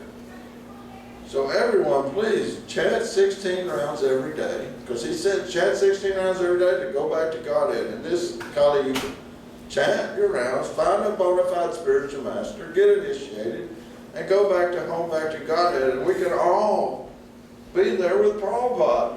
Nothing be more wonderful than that. Nothing is more wonderful than Prabhupada.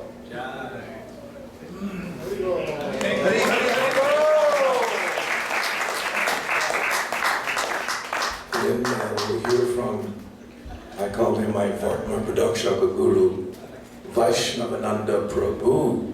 And then after that we'll hear from Bhakti Vikas Maharaj. Panchagoda has Atlanta pastime. Maybe? You want to go first? No, go ahead. You got time. You can put the one second. Or finish it. He's ready.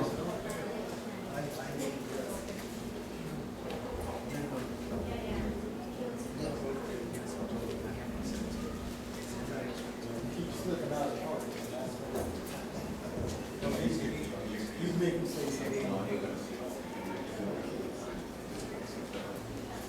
Namo Vishnupadaya Krishna Prasthaya Bhutale Srimate Bhaktivedanta Swami Vinamane Namaste Saraswati Devi Gauravani Pracharane Devi Shesha Shunyavadi Pashacharati Jai Srila Prabhupada ki. Thank you. I'm in awe of being in the presence of so many elevated devotees, God brothers, temple presidents. So I'd like to acknowledge them. And of course, all of you sitting here will cordially come to attend this wonderful program of the 50th anniversary of Sri Sri Gaurani's appearance. So I'd like to say, and offer my respects to, of course, Balavanta. And I'd like to say something about each individual devotee and that influenced my life to come to Krishna consciousness and remain in Krishna consciousness. And that is Balavanta Prabhu, Balabhadra, Bahushra, Karmamuni, Chavarjit, and Rasanath, and so many others, but they're present here today. So I'd like to say that of course, beginning with Balavanta, I came to the Atlanta Temple in 1972. I went to the Bhagavad Dharma discourses in New Vrindavan. Prabhupada visited there at that time. And how I got there is that I joined in Brooklyn Temple, 439 Henry Street. And the reason I joined, I saw Prabhupada, I've been going to every yogi and every mystic and guru, saint like this, Swami Nikulananda, Adishwarananda. Coincidentally, Srila Prabhupada was a colleague of Srila Prabhupada at Bose Laboratories, I think Swami Nikulananda. But when I went there, guess what? Srila Prabhupada wasn't there. See? And I had come in contact with Krishna consciousness prior to that in 2nd Avenue. The devotees who had a small temple, everyone knows, a storefront. And I went there. I was New York City boy, And so, by fortune, I went, but then guess what? Srila Prabhupada wasn't there. And I came back and enjoyed. I came back again. And then Prabhupada had been in Montreal, India, Canada, all these different places, San Francisco. So I didn't have the punya. Punya means the virtue, the pious activity one has accumulated in their life to be deserving. Okay? You have to be deserving, like this, eligible, fit adhikari, eligible, fit candidate. So I came to the Brooklyn Temple on the advice of one devotee, Bhargava.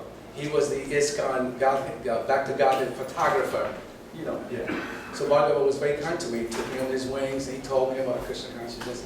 And coincidentally, I had been involved with another yoga group, the Shivananda group at that time, like many other devotees who were seekers. For some reason, was a seeker, looking for God, you know. My mother was a religious woman, so she influenced me in that way. So suffice to say that, you know, I came to the Brooklyn Temple to visit. My father told me, hey, Prabhupada's coming, show up. So I came that next morning.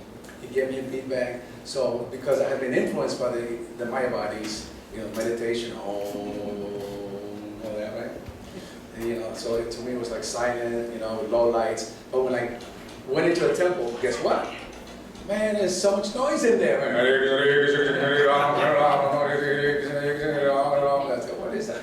And all the lights on and the devotees walking up and down. I couldn't deal with that. See, I wanted to go into the deep, silent sanctuary meditation. Well, somewhat bogus, but anyway. So with the feedback, I just as guided from Bali, I went outside. Now the Brooklyn Temple, let's see, who's here from the Brooklyn Temple? I know that. Yeah, of course, yeah. They had two entrances. One was the main entrance for the temple, and the second entrance was Srila Prabhupada's quarters. So I went, and then I sat on the steps to go into my silent japa meditation, because you know, it's still somewhat of a pseudo, you know, Mayavadi, I guess. And I'm sitting there and I'm chanting japa silently, you know, trying to go into the inner self and all that. And then I open my eyes, and guess what? Very stealthily, this black limousine, it's a Buick limousine, so remember, pulls up very stealthily. I barely noticed it. And when I see, there's Prabhupada looking right at me. There's nobody there. Just the old me. And as many devotees can testify, and we all give this basically the same testimony, that having a moment's association with a pure devotee can change your entire life. You see? So when I looked at Prabhupada's eyes, we went, you know, I saw him for a cosmic second. I say cosmic because it's significant, it's monumental, you know. What'd you say? Love mantra, 11th of a second. Yes. Yes, Guru. So then, like that, so the Prabhupada looked away, and I noticed Security, a godbrother, very nice person, he mentioned the miracles. I saw a miracle. There was no one out there in that street, and I swear to you, in less than a few seconds, you know, no one even said Prabhupada's coming, Prabhupada's here, Prabhupada's returning from his morning walk from somewhere. And all of a sudden, all hundreds of devotees are out in the street, over down the lots, in the middle of the street, where the cars drive, by the way. So that was my first time seeing Prabhupada. I joined the next day to see him like this. But I want to now not digress so much and come back to Atlanta. So in New York City, because you know I was there, and my high school friends would say, "Man, you know, you look strange and funny in a dhoti in Times Square." We're a little embarrassed, a little shy. So I met this one devotee. His name is Mahendra. Hare Krishna Mahendra, rest in peace. He passed recently. I was there. Was passing. So Mahendra Prabhu, he was a temple president. He had been at the Brooklyn Temple. I met him, but he was now temple president in Steel City, Pittsburgh, okay, which is just a few hundred miles from New Vrindavan. So he said, "Oh, Prabhu, listen, you want to get away from your friends and get embarrassed, meeting your relatives, seeing you looking strange with a sheet on and paint your face and all that. Just come to Pittsburgh." So I decided to go to Pittsburgh. But when I went to Pittsburgh, coincidentally, Prabhupada was giving the Bhagavad discourses. And there I met another wonderful person that Bhagavan is very dear close friends with, and that's Amarendra. And his good wife, oh my God, you should know him, Gayatri. Does anyone know Gayatri besides us? Oh my God, this lady, you know? Best sweet rice. Yeah, best sweet, yeah. Best sweet rice. Yeah, but it's not just the sweet rice. That, you know, the Krishna consciousness, there's no monopoly of Krishna consciousness by the men. Okay, let's just get that down, okay? So, understand that this particular person influenced me. She preached to me, and I told her that I was embarrassed going back to New York City. She said, "Well, why don't you come? We're going to Gainesville. Why don't you come with us?" So I thought, okay. So I got in the car with them, rode. It was a wonderful excursion. And on the way there, Balavanta Prabhu, as he mentioned, was embarking upon the mayor's race, the In God We Trust party. Okay, In God We Trust party, as such. And so, you know, we're at the temple. He stayed in Atlanta to assist Balavanta with the campaign. But again, long story short, succinctly, that I wasn't feeling it in Atlanta. So I was restless. I wanted to think, well, I'll go back to New York. I was thinking of going back to New York until I saw this one devotee come in the door. Can you see? Can you see? Balavanta. And I saw this devotee, and I'm always, what attracted me to Krishna consciousness, I have to tell you, before I seen Prabhupada, is devotees. I'd never seen people like this, just like I'd never seen Prabhupada. He's like from another planet, you know. I've never seen a person effulgent, and I can't. We have to just know. We're telling you, Prabhupada was an exalted, living being, a self-realized guru, as such. So, Hare Krishna. Thank you. Welcome again, guys. Hare Krishna. And I'll keep it short. So, again, I say that what influenced me in Krishna consciousness is the association of all the God brothers coming, Balabhadra himself, who went out, we went out together to assist Balavanta in his the writing candidate. Not only did you have to pay the $1,000 certification, you know, but also you have to be a writing candidate. Is that right, Balavanta? Writing candidate? So we and Balabhadra. He was on the ballot. Huh? He was on the ballot. I voted for him. Yeah. But He yes. was on the ballot, yeah. He wasn't right in. He was on the ballot. Right, and he was No, that's not right. We went out collecting signatures. Yeah, let me tell the story. Now, Balavanta, I think if I'm not mistaken, you ran for the House of Representatives or the... Mayor. Well, no, I know you ran for mayor, but before mayor, anyway, I won't get into the whole history. But before, I think you ran for the state house, did you not? Yeah. Yeah. I know the mayor. So they were going to kind of work before. What I have to say, I mean, yeah, we initially ran for state representative, and that was a write-in candidacy. Then when we ran for mayor, we were on the ballot. I'll finish your story. Yeah. The purpose was preaching. We didn't expect to win one way or the other. But tell me the effect it had also, because it did have some effect. You were running for mayor, I'll help with the building and everything.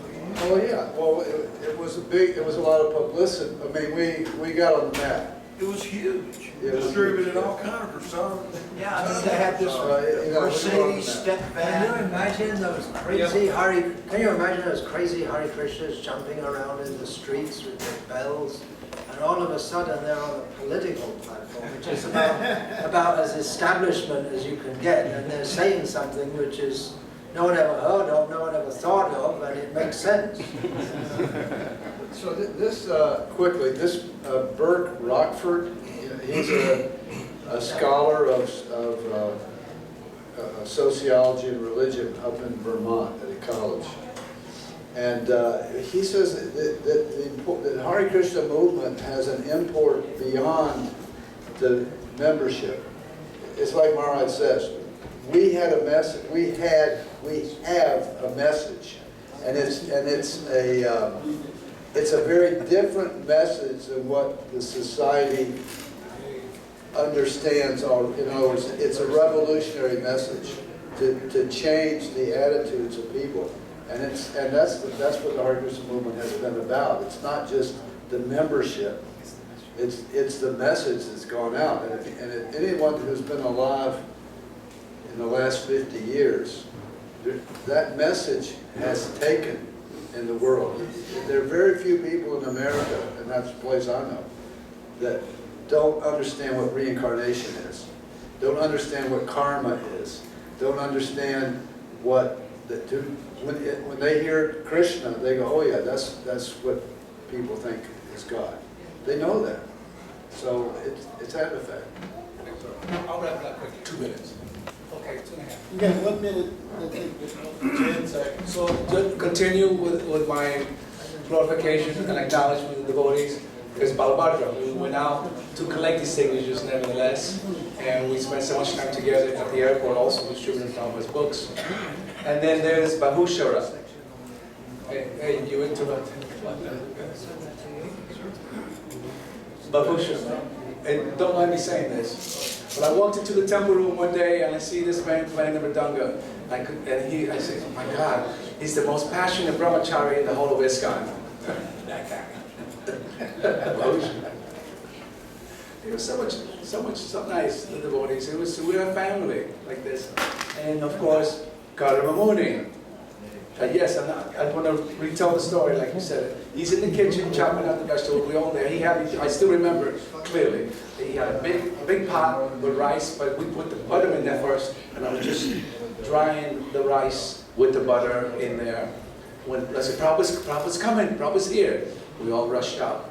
And then Karamuni, he said to me, gee, you know, I've been listening to Prabhupada for at least 4 years on tape, and he's just 30 feet away from me, and I'm still listening. Through the speakers, as such. We're listening. And then, yes, and it's more, and also Karamuni, for the record, was the first devotee, as far as I know, to assimilate and learn the entire songbook before anyone else, the Paramakaruna song, even all the songs. He's a wonderful Kirtaniya, as such, and so much more to be said about this wonderful Karamuni. And then Javaji, this is my buddy here. Yeah, I won't tell everything about all the stuff we did. We were boys, you know. Boys will be boys. But suffice it to say that Javaji was a superlative Sankirtan leader. He fed us good. So some of the devotees say, well, he starved us. But no. I know one day Javaji came with these sandwiches. We are in Sankirtan. And we were hungry. And he found the secret. He had tomatoes, cream cheese, and he added this little secret ingredient, made it sumptuous, and that was asapatilla. I said, damn, Javaji, what you putting in this, brother? He says, a little asapatilla. So it was very delicious. Javaji took care of us. He would go distribution. Sankirtan leader, he'd drop us off. And sometimes we'd go and out-collect us. He dropped us off individually.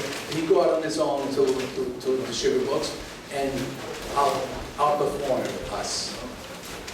And of course, Rasana. He's shy. He knew I was going to talk about him, so he took off. But Rasana, can I say, Rasana is all the. And again, I say that in this Krishna consciousness, it's not a monopoly on the Prabhupada disciples for Srila Prabhupada. If anything, the grandfather is always far more doting and affectionate than the father. Yeah. And on that note, I'm being pressured here to I want to just say Hare Krishna, Hare Krishna, Krishna Krishna, Hare Hare, Hare Rama, Hare Rama, Rama Rama, Hare Hare. Now on the key, you have to bring him back because he can go for very nice nectar, right? Hour or two at least. So you please, he's in a lodge. Yes, and most of these old devotees are there, so we'll get them to come back up again. Hare Krishna. Again, we have all these very wonderful devotees here. We have Panchagoda, as well as Bhaktivedanta Swami is here. He'll close us up. And we have Janadiva, so hopefully he can sing. Let's see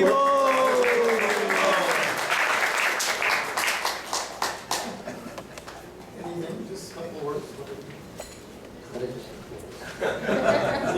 Speaking about Paramakaruna yesterday, and there was another Cida-dahi Pot, the Prabhupada was inaugurating the boat program, the boat program. We were going out into the interiors, villages where the buses don't go, the trains don't go, and these parties. We had a boat, with Prabhupada called Cida-dahi Pot. Those deities are still called Cida-dahi Pot. They stay in the bhajan of the temple. So I was in Prabhupada's room and they were talking about the boat program, and Sri Prabhupada said, Cida-dahi Pot boat program. He said, by performing this, you will get so much mercy from Lord Chaitanya. You will get so much mercy. Padikamalam ki jai. Hare Krishna. Hare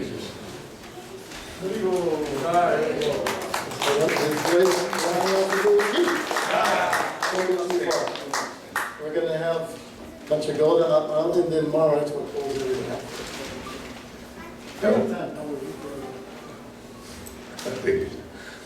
So I was not here for the opening, but Gornitai in Miami, identical with Gornitai in Atlanta. And we were in traveling Sankirtan. I was telling PrabhupadaParikrama myself and Tattva Darshan in '76. We came around midnight, and he was so hospitable, so nice to us that, somebody comes at midnight, traveling Sankirtan. He brought us in reading Chaitanya Charitamrita to us and fed us nice Prasad. So I could understand that Srila Prabhupada empowered the devotees to serve the other devotees and encourage them. So I'm in Vrindavan now, so we have Krishna Balaram, Gornitai, Radhashama Sundar. But I always remember that pastime of traveling Sankirtan and great hospitality and the mercy of the devotees. Srila Prabhupada ki. It's nice to see Prabhu outside of Vrindavan, isn't it? Thank you so much. It's too hot there right now. 52. Couple minutes? Hare Krishna. I'm totally out of place here. That's okay, be spontaneous. Senior godbrothers. My pastimes for Atlanta were after Prabhupada left, so I didn't come here. I was a West Coast devotee, so I joined in Los Angeles. But the hospitality is growing. It's not like gone down. Amazing. Actually, I didn't prepare anything, so I won't take up any more time. But no, I can't think of anything. We'll give Prabhu afterwards. Quick one for me. I'm from Chicago also, so only time we came to Atlanta was that we had to get out of the cold weather to do Sankirtan. And nobody give you permission, so we just stay outside. They don't know we're here. Burn up all their Sankirtan spots, then go back to Chicago. So, but anyway, I've been in Atlanta quite a bit and catch that Panihati mood. Isn't it nice? Very, very merciful, very loving. It's very extraordinary. And it's extraordinary to see. If you go to most temples, you don't see all these devotees who were there anymore. I was at the 50th anniversary in Chicago. You had to do Zoom to get one or two even. So it's a very special temple. So anyway, without further, we'll pass it to Balabaja. We have Maharaj speak. We're also fortunate by His Holiness Bhaktivedanta Swami is here.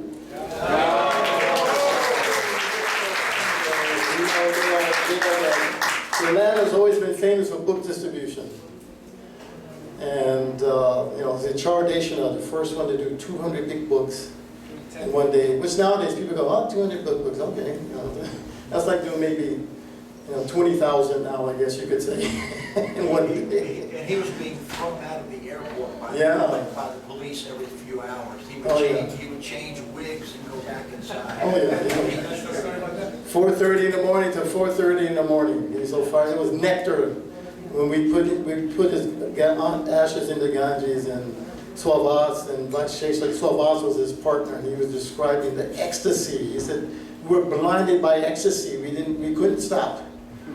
That's why they kept going. It was so nectar. We're in a whole nother world. So of course we have his disciples now also. 15,000 books, 20,000 books. So that seemed like Atlanta has that potency here for that. So Maharaj is going to speak to us a little bit about some of the books.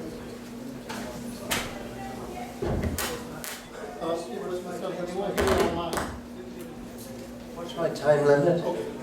Time limit is till 12:30. 12:30. Okay.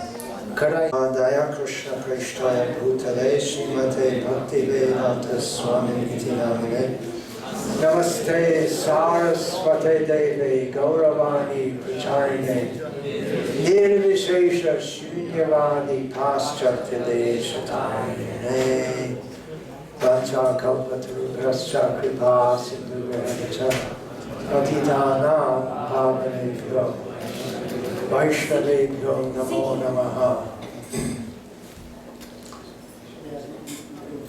We're very fortunate to be in the association of devotees who had direct association with Srila Prabhupada. What do you all think?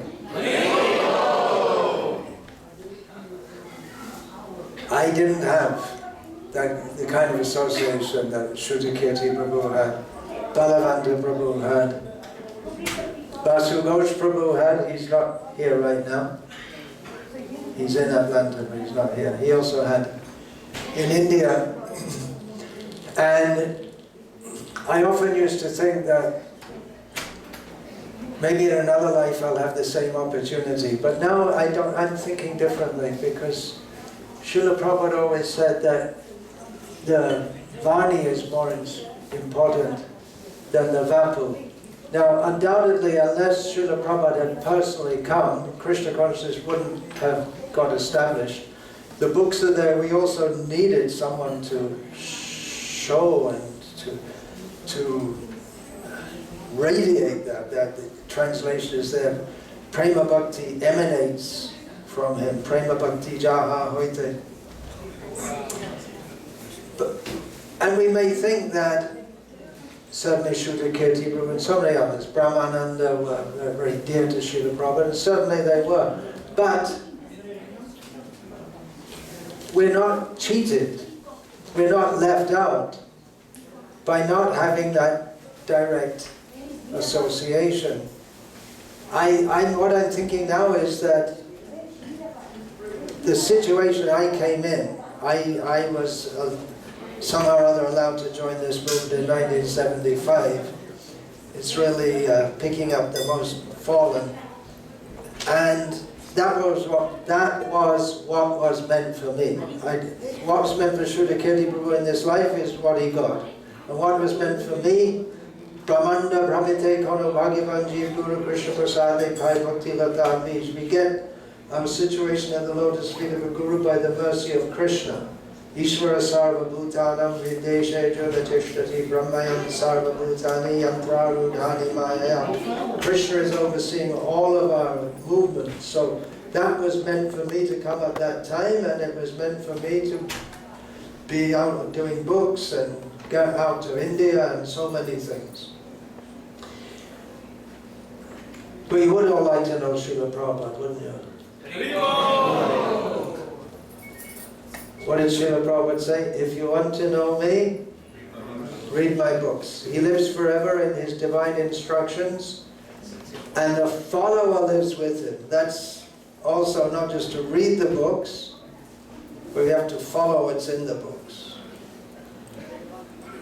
We have to know what Srila Prabhupada came to give, and that's in his books. Atlanta is famous for book distribution, has been, and now is again becoming.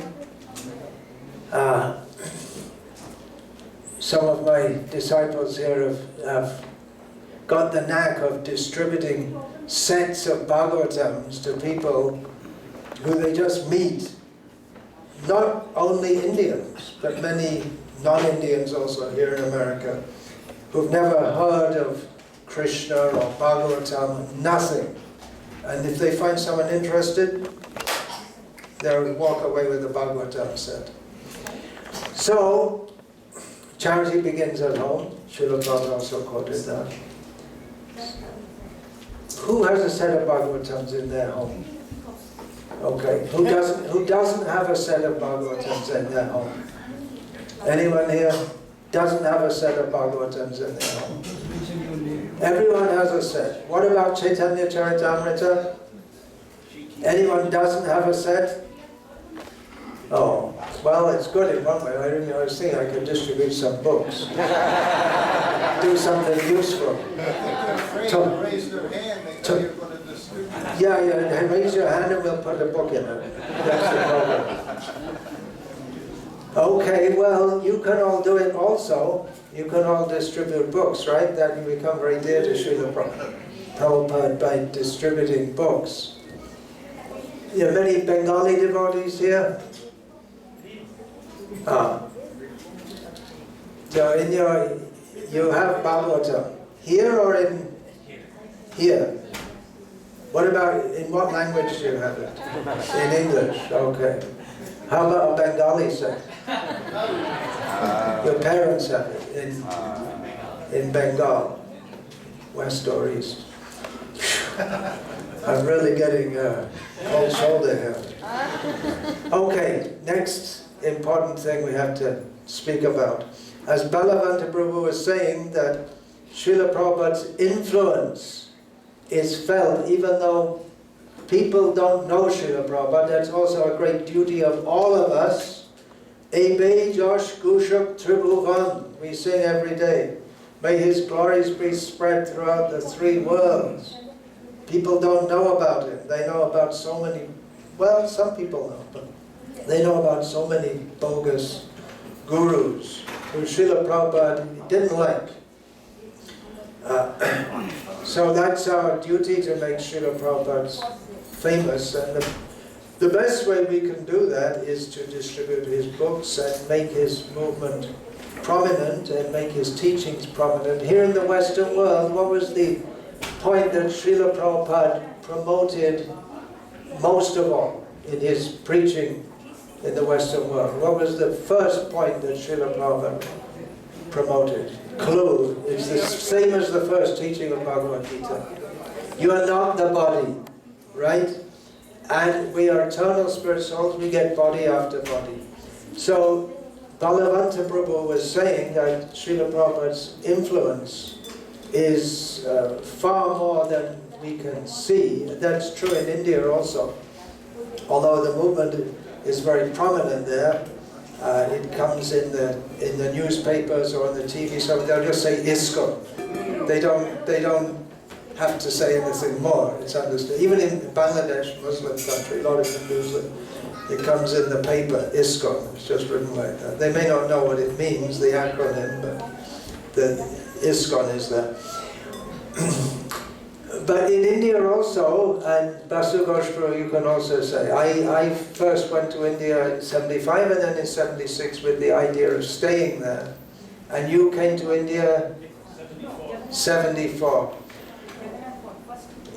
There's a lot of difference then and now. Then, when we were trying to preach, it's just like immediately we'd hit a wall of Mayavad. That was my experience. It was so thick and so difficult. Now it's different. I ascribe that majorly to the massive distribution of Bhagavad Gita as it is in India. Literally thousands and thousands going out every day. I don't have much more time, otherwise I'd say more about this. Sometimes devotees ask me to should write a book against Mayavad. They said we already have it. It's Bhagavad Gita as it is. Again and again and again. Srila Prabhupada takes up this point.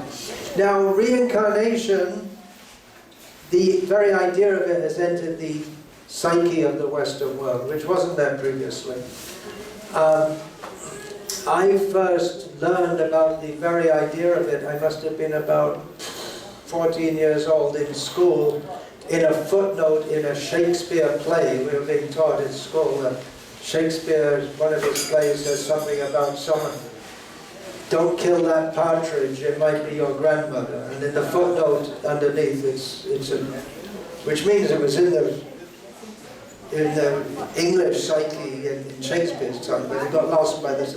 Anyway, people didn't know about it, now they know about it. They don't take it seriously, but there is tremendous anecdotal evidence of reincarnation, which there's so many anecdotes of which the clear and obvious explanation is reincarnation. It's out there on YouTube, it's on BBC. We should promote this as a movement.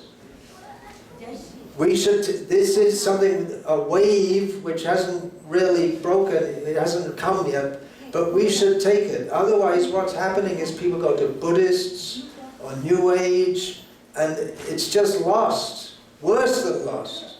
The Buddhists are worse than Mayavad, but wait a minute, they are the seminar archetypal Mayavadis. Or it gets taken up by Mayavadis. So I would like to propose, and I've thought about it, I'm not sure how to take it forward because our movement is so...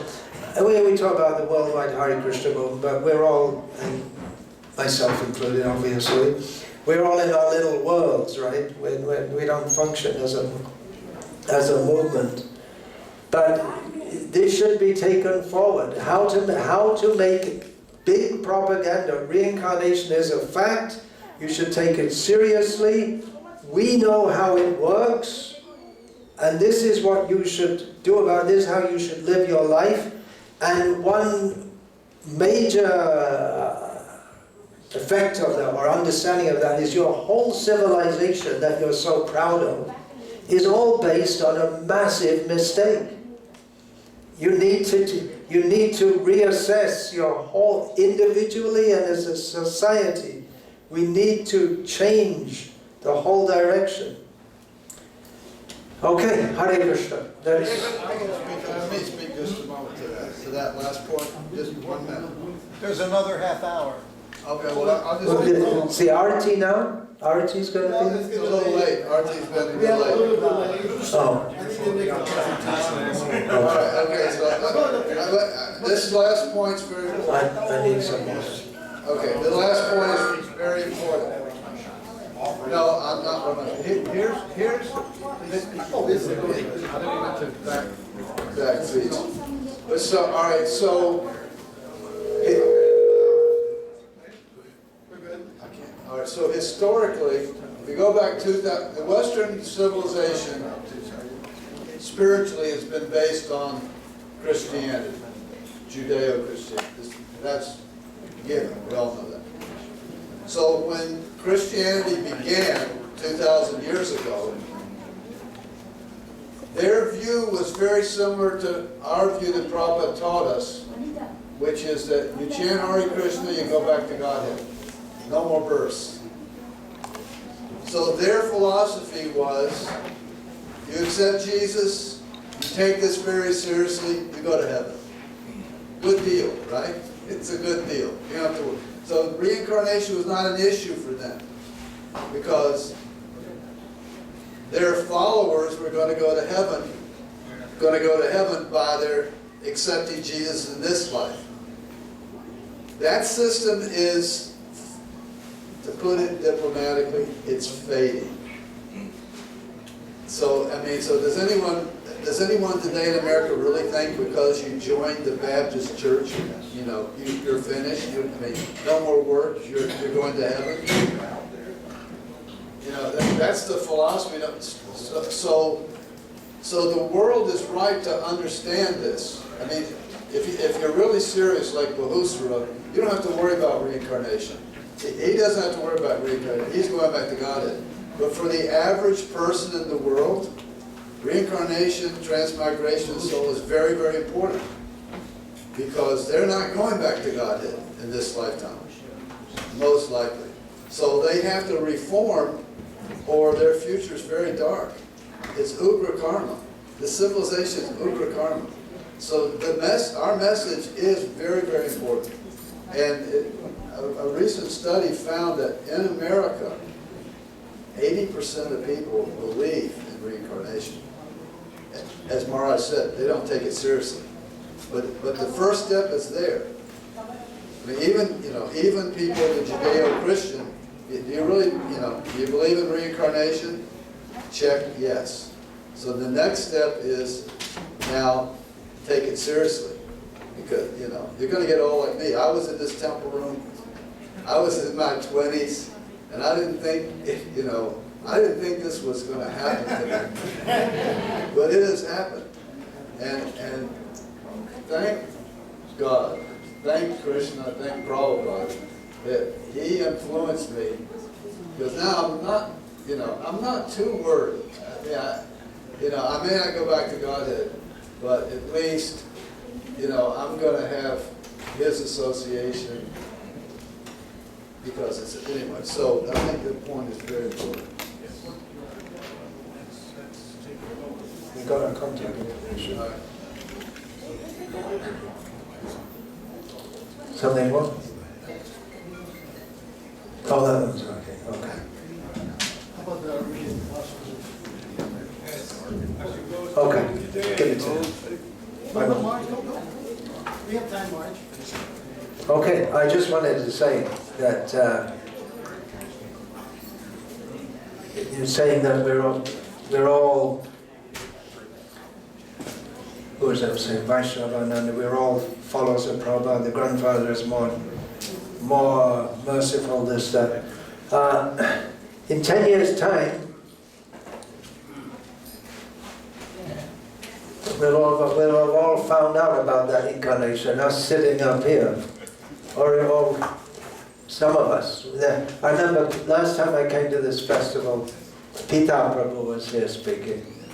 And next year, what about Jayapataka Maharaj? He comes every year. Yeah, but he's not likely to be seen again at this festival, right? So it's catching up with all of us. But there is a next generation coming in, that's all of you.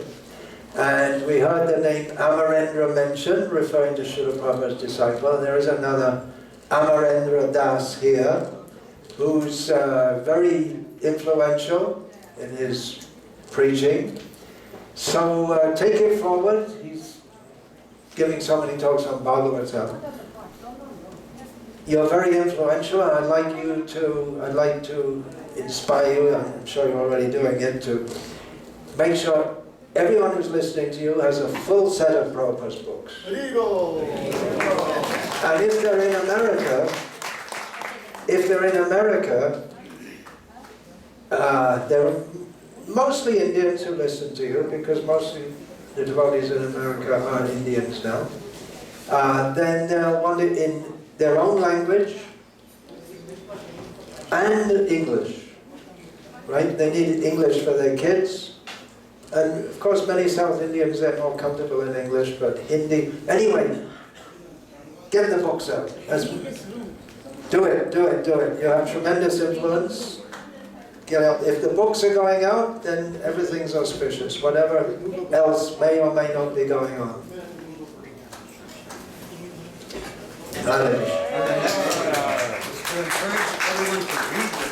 Yeah, they encourage everyone to read the books. Well, that's correct.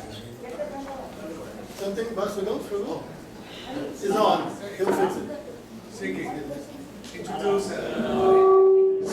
Hare Krishna. Deep breath. Introduce yourself since I didn't do it. Mangalacharan. If you don't mind. Tachanyoravranimahe Gatum yajnaya Gatum yajnapataye Daivi swastirastunaha Swastirmanushebhyaha Urdhvam jigatu beshajam Shanno astu dvipade Shanchatushpade Om Shanti Shanti Shanti Harihi Om Shamno Mitra Sham Varunaha Shamno Bhavat Varyama Shamno Indro Brihaspati Shamno Vishnuru Rukramaha Namo Brahmane Namaste Vayo Tvameva Pratyaksham Brahmasi Tvameva Pratyaksham Brahma vadishyami Ritam vadishyami Satyam vadishyami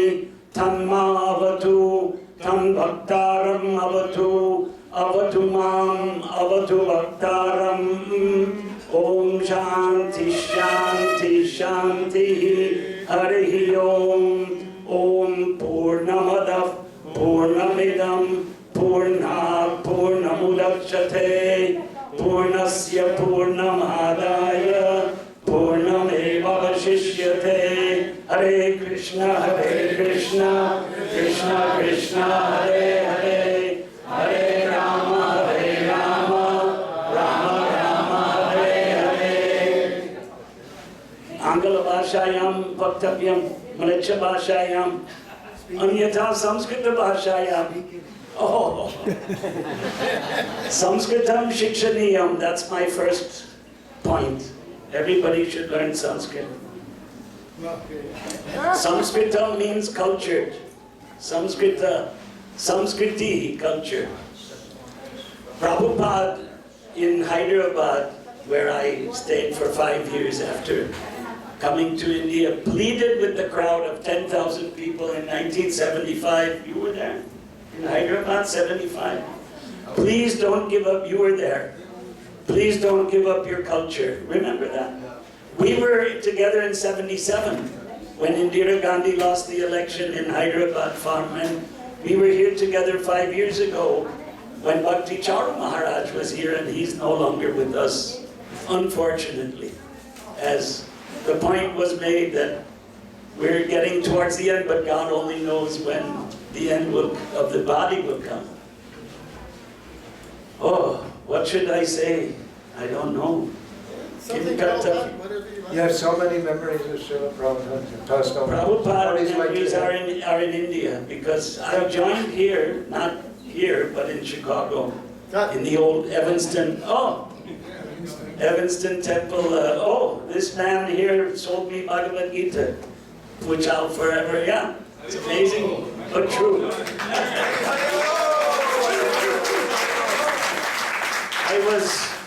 I was a aspiring college student. I had graduated high school a year early, and I was coming to the temple. I was reading Back to Godhead magazines, but much persuasion and a difficult $5 later, I had a Macmillan Bhagavad Gita, and I think, did you get it signed by Sudama Maharaj, who was visiting Chicago at the time?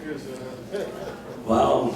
And Jagannath was installed January 1st, 1973. 6 weeks later, I was living in the temple. That I give credit to Navayopana Prabhu, who persuaded me to come and stay for 3 days. And 3 days, it's 51 years later. So this is a Prachar Sanstha, a preaching mission. And all of us have a role. It's a teamwork.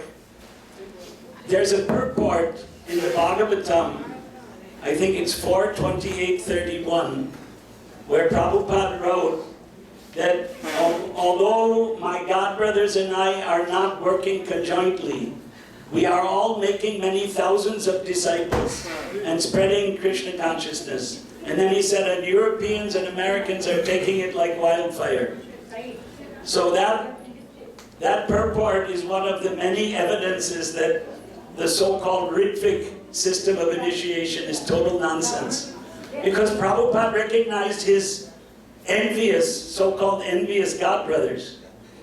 One thing I remember at the opening of Hyderabad temple, that was Krishna Janmashtami 1976, I was not personally present when Jayapataka Maharaj told Prabhupada that Bhakti Vilas Tirtha Maharaj had left his body.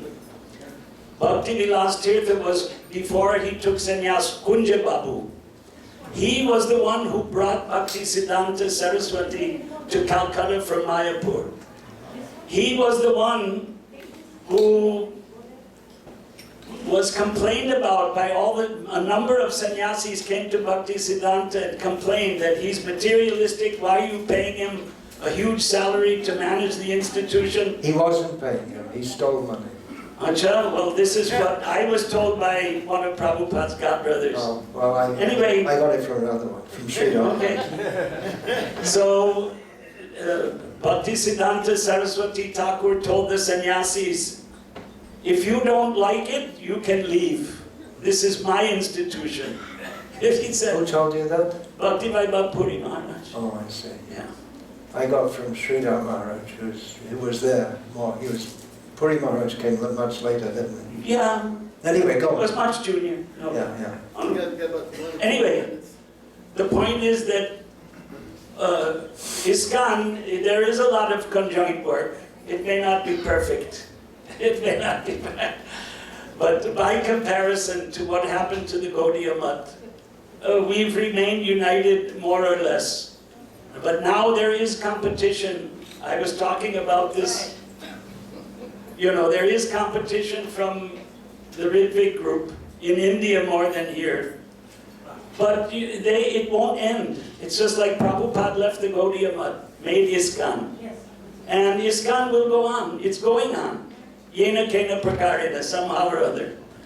And they will go on and, well, it's Kali Yuga. It's the age of quarrel and confusion. But Prabhupada did say that you can show your love for me by how much you cooperate and work together after I'm gone.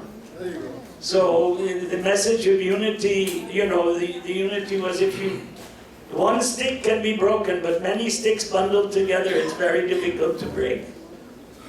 I don't have a lot of time, do I? Okay, Hare Krishna. Hope you all know Prabhu from India, and so you know he can even speak in Sanskrit. He was speaking in Sanskrit. I know, but he can have a conversation. For those of you who can speak, you can talk with him like that. So I barely can do English, so what to speak in Sanskrit.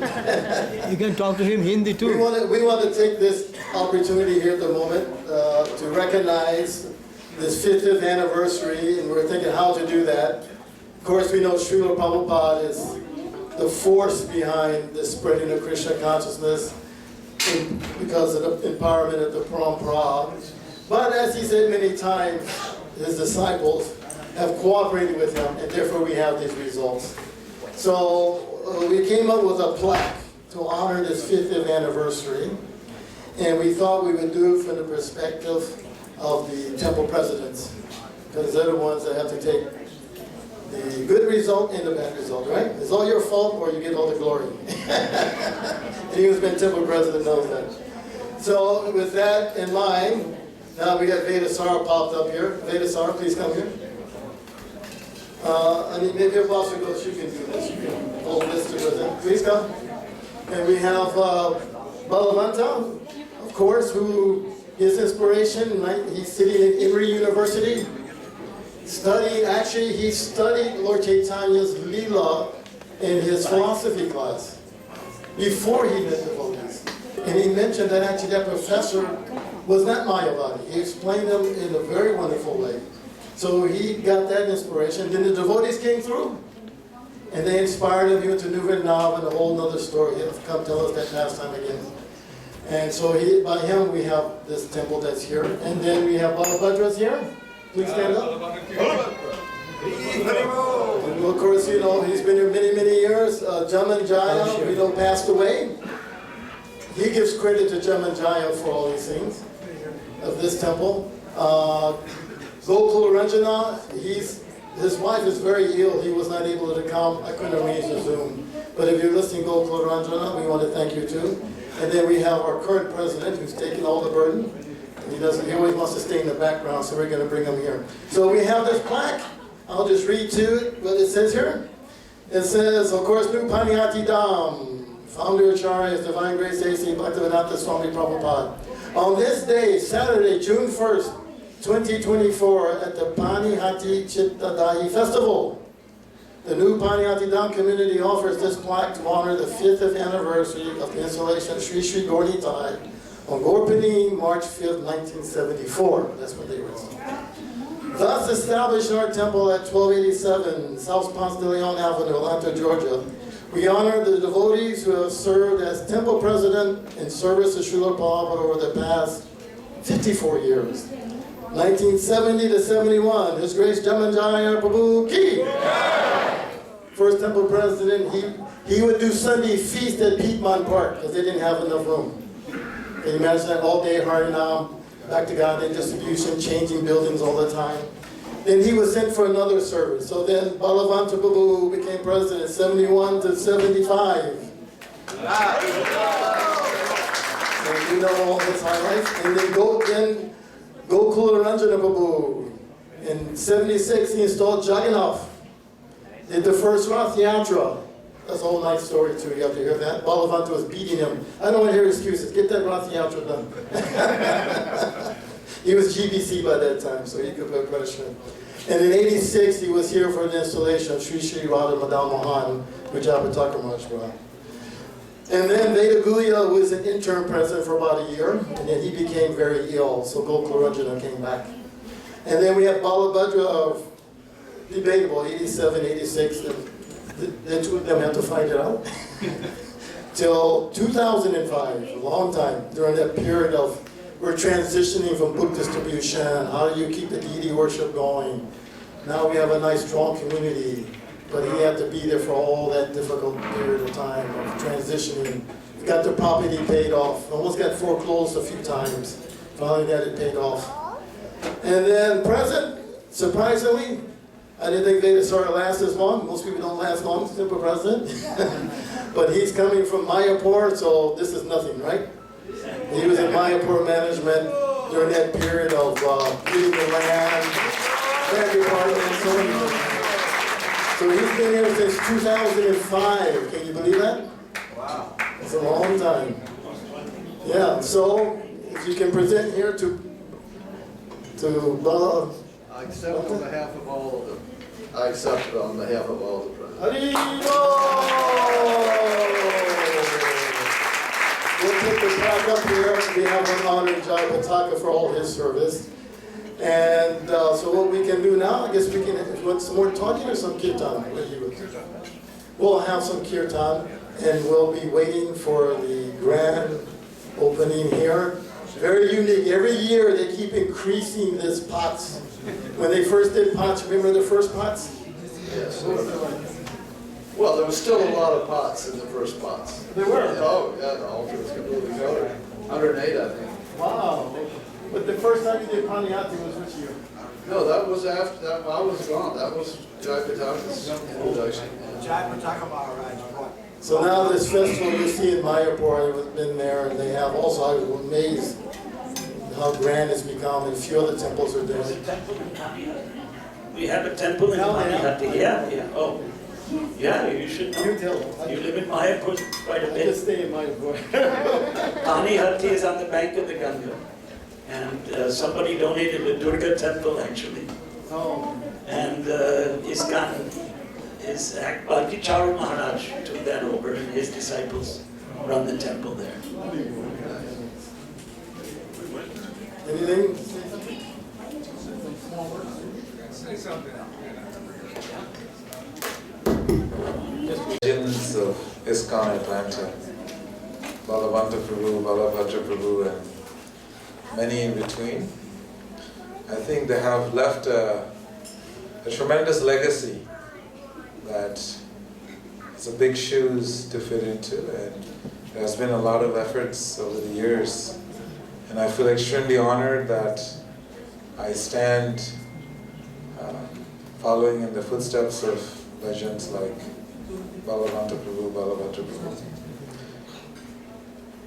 One thing that I constantly think of is how, as this movement goes on, there's a phenomenon that is commonly repeated in history, which is that a part of the tradition, there is a fear that things can get lost. And if we do not actively think about the mood that Srila Prabhupada had set for this International Society for Krishna Consciousness, then we may not recognize the institution. So therefore, my prayer every day is, how do I associate with devotees who have had personal contact and personal association with Srila Prabhupada, and how to really understand the mood of Srila Prabhupada. I was not fortunate to meet Srila Prabhupada, but I was fortunate enough to meet Srila Prabhupada through the lens of these great personalities. So I always feel that our generation, the millennials, the Gen Zs, I think we should not take it for granted that to really understand the mood of Srila Prabhupada, the contribution that he has made to the world, we need to take the time, and we don't have a lot of time. Every year we get some news of some of those pioneers. Some you can see are still here with us, beautiful group of them. But many are leaving to go back to join Srila Prabhupada in the eternal pastimes. So I'm going to request all of you to please take this opportunity of human birth to really associate with the disciples of Srila Prabhupada and really try and understand the mood of Srila Prabhupada. I know I think I mentioned to Shruta Kirti Prabhu that I see him, I have a little bit of an association with him, but when I sit and really listen to him narrate the pastimes of Srila Prabhupada, I feel like I'm in a different place. I'm actually in Srila Prabhupada's Leela. And just as today, I was trying to listen and I was being pulled aside to engage in service. This is too loud. It's really nice to really see the determination, the commitment, the sacrifice they have made.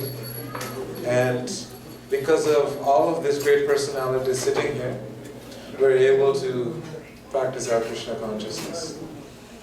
If it wasn't for people like Balavanta Prabhu, who made his sacrifice to make sure the temple was properly taken care of, everybody that came to the temple was properly looked after and nourished, this temple wouldn't be here. And that speaks for every single temple in Iskcon today.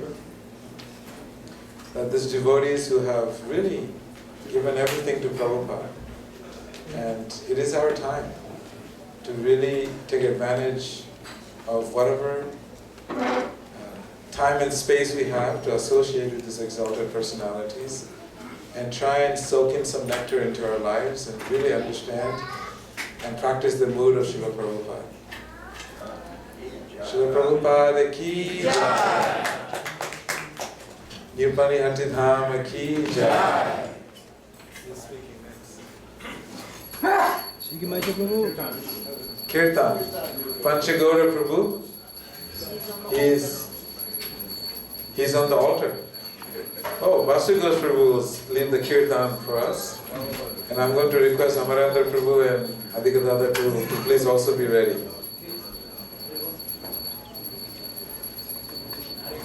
Yes.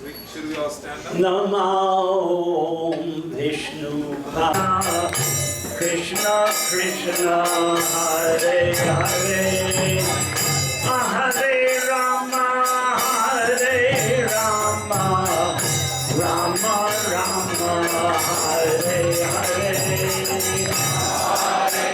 Krishna Hare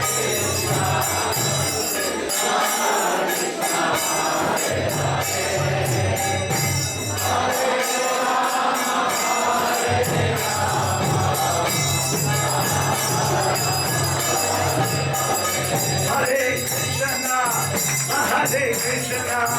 Krishna Krishna Hare Hare Hare Rama Hare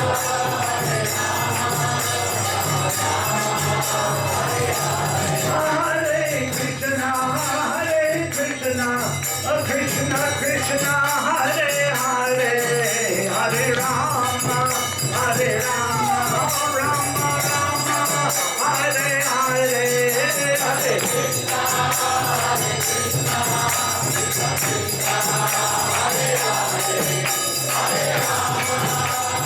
Hare Hare,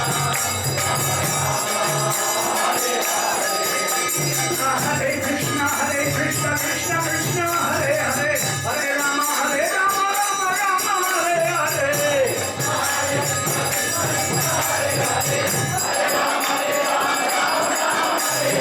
Hare Krishna, Krishna Krishna, Hare Hare, Hare Rama, Rama Rama, Hare Hare.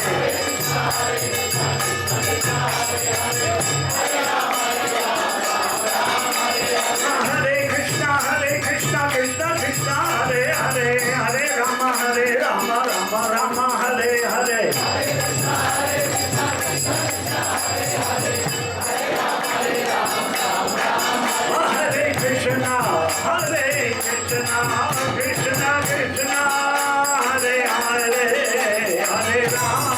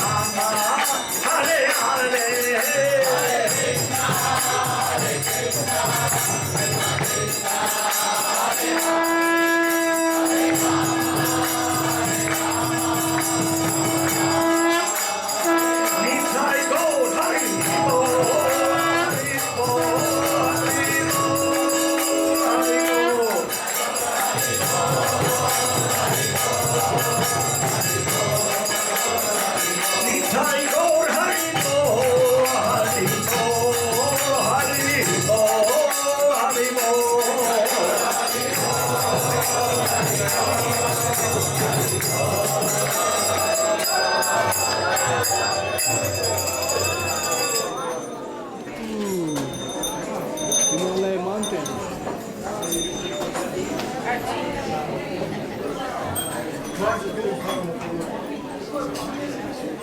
Parama Karuna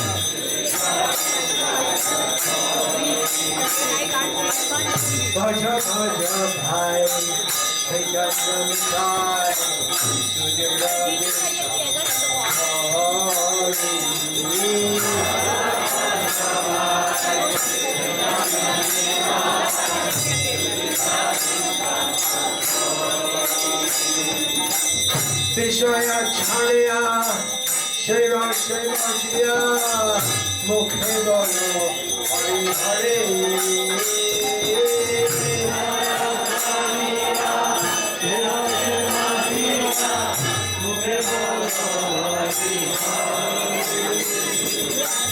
Vishaya Chariya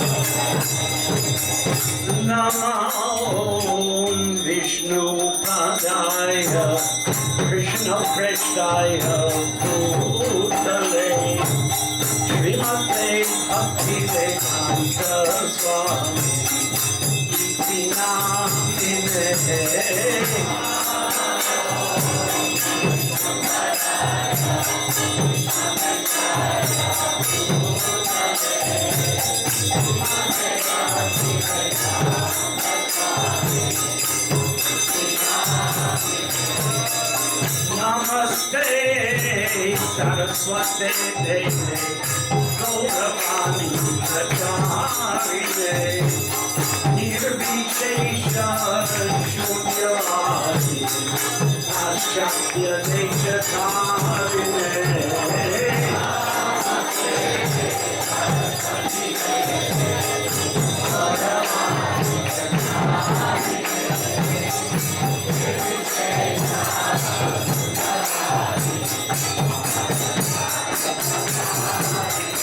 Jai Shri Krishna Chaitanya Prabhu Nityananda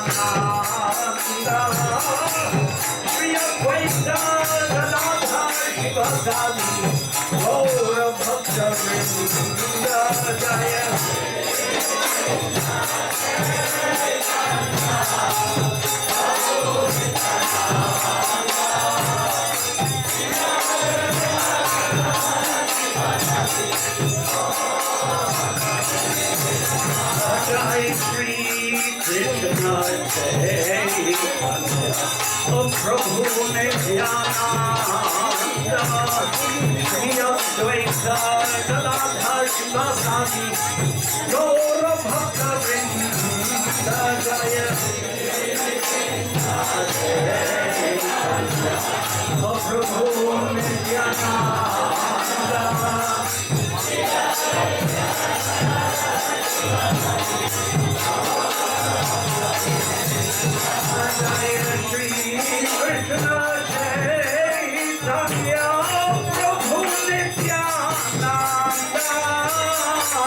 Shri Advaita Gadadhar Shivasadi Gaura Bhakta Vrinda Jaya Shri Prabhu Nityananda Shri Advaita Gadadhar Shivasadi Hare Krishna, Krishna Krishna, Hare Hare, Hare Rama, Hare Rama, Rama Rama, Hare Hare, Hare Krishna,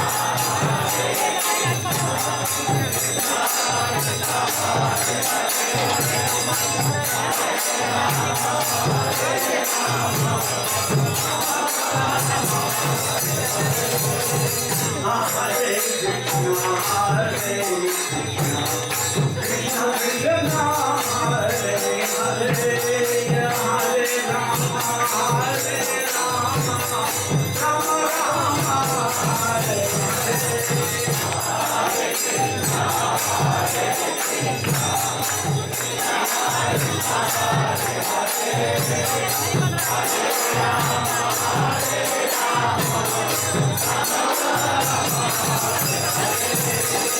Hare Krishna, Hare Krishna, oh Krishna Krishna, Hare Hare, Hare Rama, Hare Rama, Rama Rama, Hare Hare, Hare Krishna, Hare Krishna, Krishna Krishna, Hare Hare, Hare Rama, Hare Rama,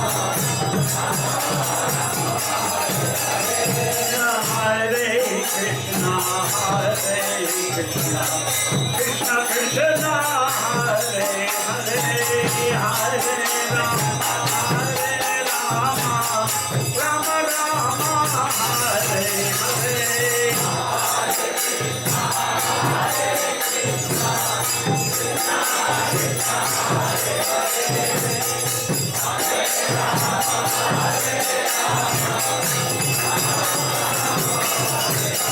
Hare Haraya Nama Krishna Yadavaya Namaha, Hare Krishna Yadavaya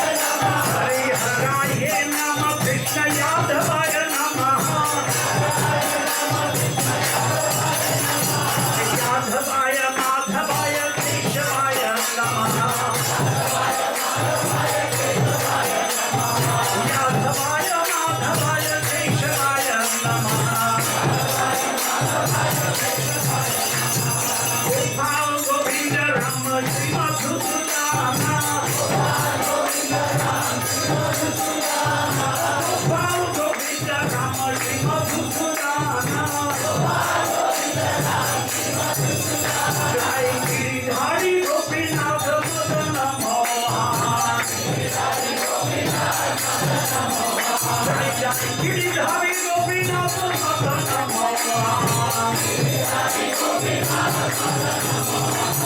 Jaya Radha Madan Mohan Radha Madan Mohan Radhe Jaya.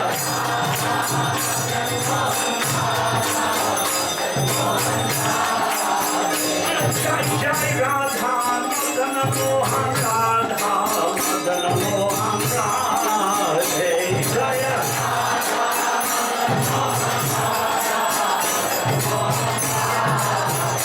Jaya Radha Govinda Radha Govinda Radhe Jaya.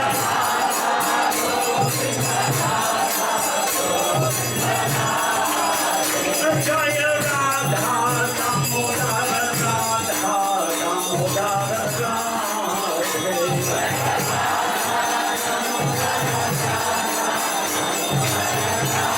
Jaya Radha Ramana Radha Ramana Radhe Jaya.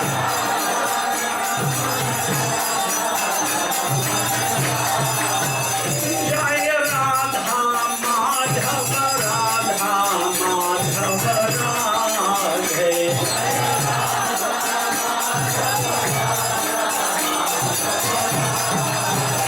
Jaya Radha Shyama Sundar Radha Shyama Sundar Radhe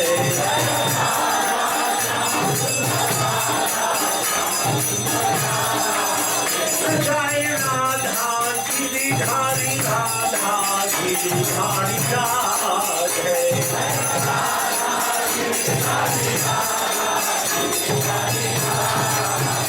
Jaya Radha Gopinath Radha Gopinath Radhe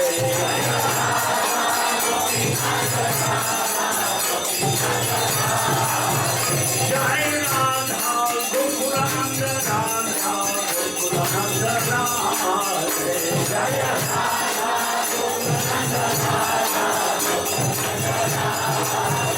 Jaya Radha Vrindavan Chandra Radha Vrindavan Chandra Radhe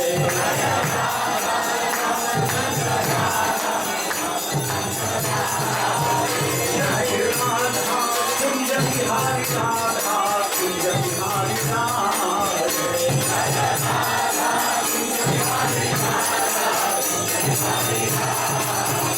Jaya Radha Banke Bihari Radha Banke Bihari Radhe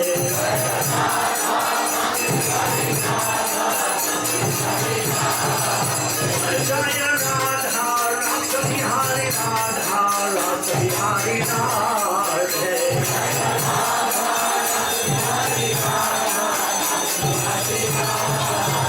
Jai Kishore Kishori Jai Kishore Kishori Jai Kishore Kishori Jai Kishore Kishori Jaya.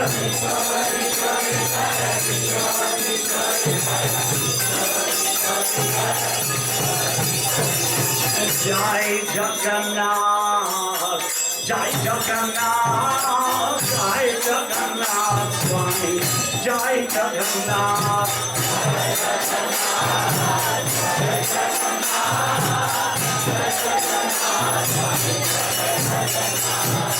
Jai Jagannath Jai Jagannath Jai Jagannath Swami Jai Jagannath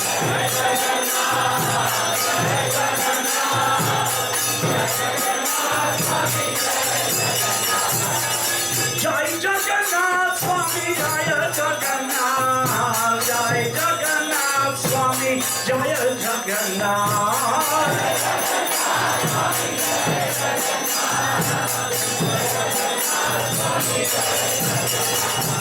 Jaya Baladev Jai Subhadra Jai Baladeva Jai Subhadra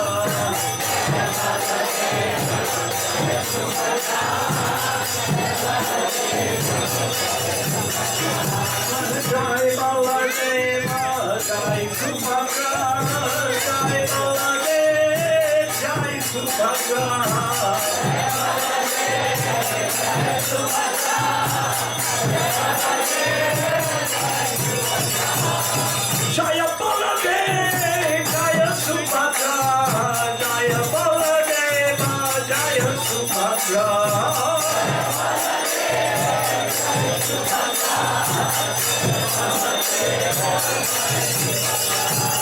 Jagannath Swami Nayana Papanami Nayana Papanami Bhavatu me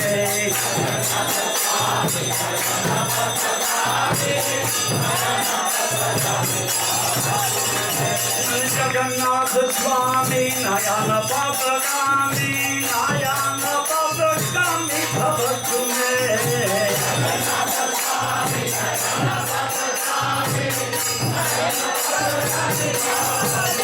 Jaya Gaurani Thai Jai Gaurani Thai Jai Gaurani Thai Jaya Gaurani Thai Jai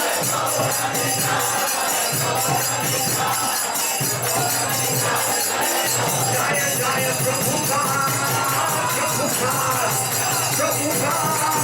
Prabhupada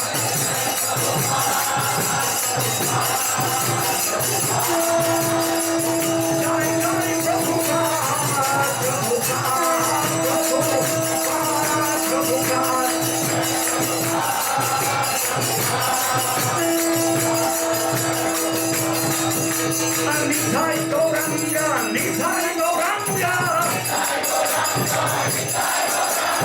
Nithai Gauranga, Nithai Gauranga,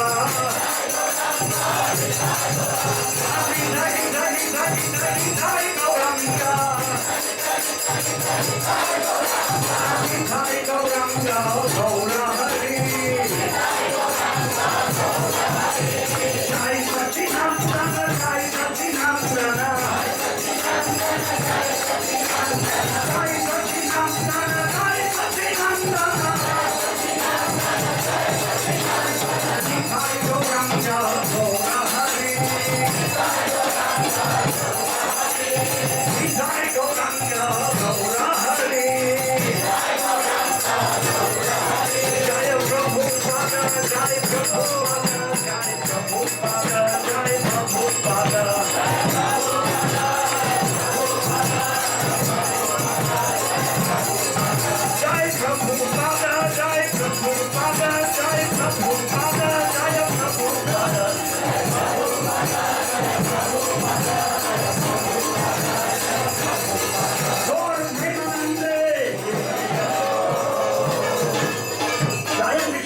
Paramahansa Parivrajacharya Ashtottara Shutta Shri Srimad Bhai Charanaravinda Bhaktivedanta Swami Srila Prabhupada ki Iskcon Sanstapakacharya Srila Prabhupada ki Nitya Leela Pravishta Bhakti Siddhanta Saraswati Thakur ki Srila Gaur Kishore Das Babaji Maharaj ki Sachit Ananda Bhakti Vinod Thakur ki Vaishnav Sarvabhauma Shri Jagannath Das Babaji Maharaj ki Gaudiya Vedanta Acharya Valade Vidyabhushan Prabhu ki Shri Vishwanath Chakravarti Thakur ki Shri Narottam Das Thakur ki Shri Rupsanathan Bhattar Raghunath Shri Jiva Gopal Bhatta Das Raghunath Shad Goswami Prabhu ki Ananta Koti Vaishnavrinda ki Namacharya Srila Haridas Thakur ki Prem Se Kaho Shri Krishna Chaitanya Prabhu Nityananda Shri Advaita Gadadhar Shivasadi Gaur Bhaktavrinda ki Shri Shri Radha Krishna Gogopinath Shyam Kun Radha Kun Giri Govardhan ki Shri Brinda Devi Ganga Devi Jamuna Devi Bhakti Devi ki Shri Vrindavan Dham ki Mathura Dham ki Mayapur Navadvip Dham ki Shri Jagannath Puri Dham ki Shri Dwarka Puri Dham ki Shri Panihati Puri Dham ki Harinam Sankirtan ki Panihati Chida Mahotsav ki Iskcon Atlanta Suvarna Shri Shri Varnitai Stapana Suvarna Jayanti ki Harinam Sankirtan ki 50th anniversary I said Gaur Premanande Samaveta Bhaktavrinda ki Samaveta Bhaktavrinda ki Samaveta Bhaktavrinda ki Srila Prabhupada ki Hare Krishna Hare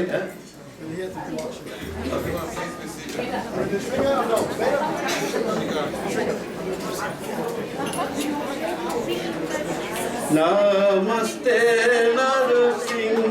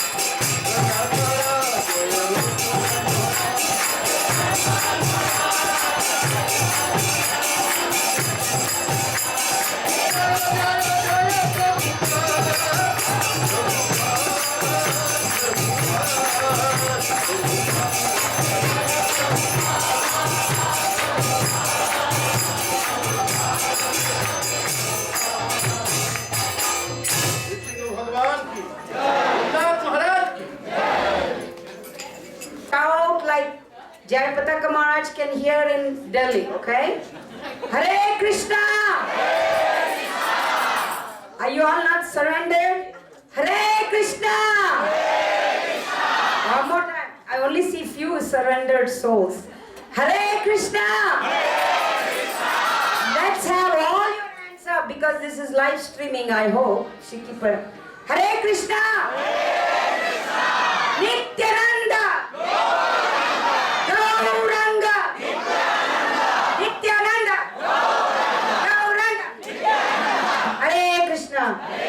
So before we begin the very beautiful ceremony that we have planned for you, one of a kind, this is the best ever Satuarday Panihati festival for the 50th anniversary. And if you didn't come and you're listening, too bad, because you will never get this opportunity in your life ever again. So, having said that, are you all ready for the biggest surprises that are coming next few minutes? If you're all ready, say loudly, Haribo. Okay, take it away. Ready? Go. Can we have some space here, please? Mataji's? Can we go back a little bit? Just a tiny bit, and if there's a foot of space between here and Srila Prabhupada. Right here, just a little bit to the left and right, just a little back to Prabhupada. Ready? A little bit more space, just a little bit.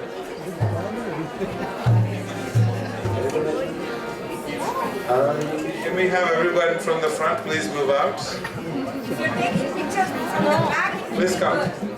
And then you can come back and later on take all the pictures. everybody Prabhu. Hare Krishna. I am Maharaj Prataparudra, the king of Odisha. On behalf of Lord Jagannath, I welcome all of you. Tomorrow, we are celebrating Shri Jagannath Ratha Yatra. And today, in preparation for Shri Jagannath Ratha Yatra, I would like to share with you something that is very dear to my heart. I would like to share with you today how many years ago, on the occasion of Shri Jagannath Ratha Yatra, I became the recipient of the causeless mercy of the Supreme Personality of Godhead, Shri Krishna Chaitanya Mahaprabhu. Would you like to hear my story? Dear devotees, many years ago, when I was ruling from my capital, Cuttack, I heard the news that a very great influential sannyasi has arrived in Sri Jagannath Puri Dham. And he has given a special mercy to one of my teachers, Shri Sarvabhauma Bhattacharya. I got so excited, I sent a message to Shri Sarvabhauma Bhattacharya that can you please arrange a meeting between me and this sannyasi Thakur? Unfortunately, Shri Sarvabhauma Bhattacharya informed me that the sannyasi who had come to Jagannath Puri has already left for South India in search of his sannyasi brother. I asked Shri Sarvabhauma Bhattacharya, why did you not stop the sannyasi Thakur from leaving our country? Why did you not keep him in our country? And Sarvabhauma Bhattacharya told me that he is not just an ordinary sannyasi. He is the Supreme Personality of Godhead. He is Swatantra Ishwar, the independent Lord. You cannot stop him. He does what he wants. And Shri Sarvabhauma Bhattacharya told me a verse from the 11th canto of Srimad Bhagavatam that substantiated his statement that this sannyasi was in fact the Supreme Personality of Godhead, Krishna. Krishna Varanam Tvisa Krishnam Sangopangastra Parshadam Yajnai Sankirtana Prayer Yajantihi Sumedhasaha. I begged Shri Sarvabhauma Bhattacharya that whenever Shri Chaitanya Mahaprabhu came back to Shri Jagannath Puri Dham, he should beg him on my behalf to please give his mercy to me. Give me his audience. And when Shri Chaitanya Mahaprabhu came back to Jagannath Puri Dham, after I had waited for 2 long years, I waited for 2 long years for Shri Chaitanya Mahaprabhu to finish his South Indian tour and come back to Jagannath Puri Dham. When he came back, I eagerly wrote a letter to Shri Sarvabhauma Bhattacharya. That Bhattacharya, did you ask Shri Chaitanya Mahaprabhu if he would give me his mercy? And Shri Sarvabhauma Bhattacharya wrote me a letter back saying that yes, he asked, but Shri Chaitanya Mahaprabhu declined to give me his mercy. I wrote another letter that please ask him again, beg him on my behalf to please give me his mercy. And when Shri Sarvabhauma Bhattacharya went to Shri Chaitanya Mahaprabhu requesting him, let us see what happened.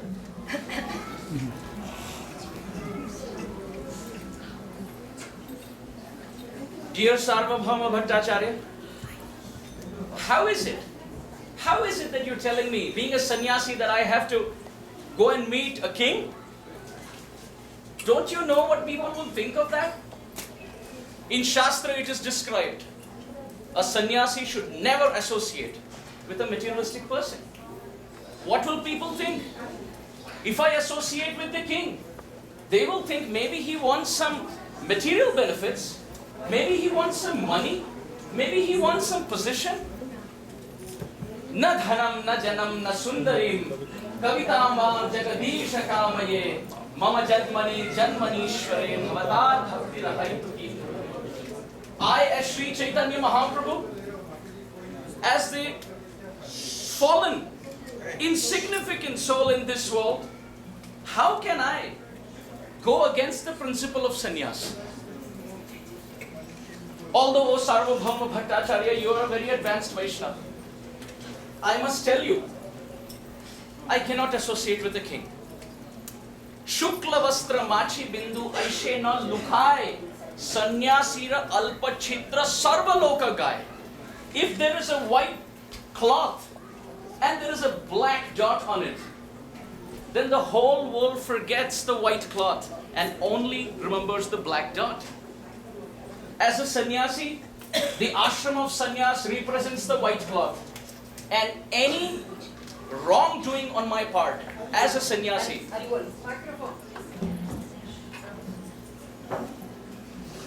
it's the duty of the sannyasi to also obey the mothers.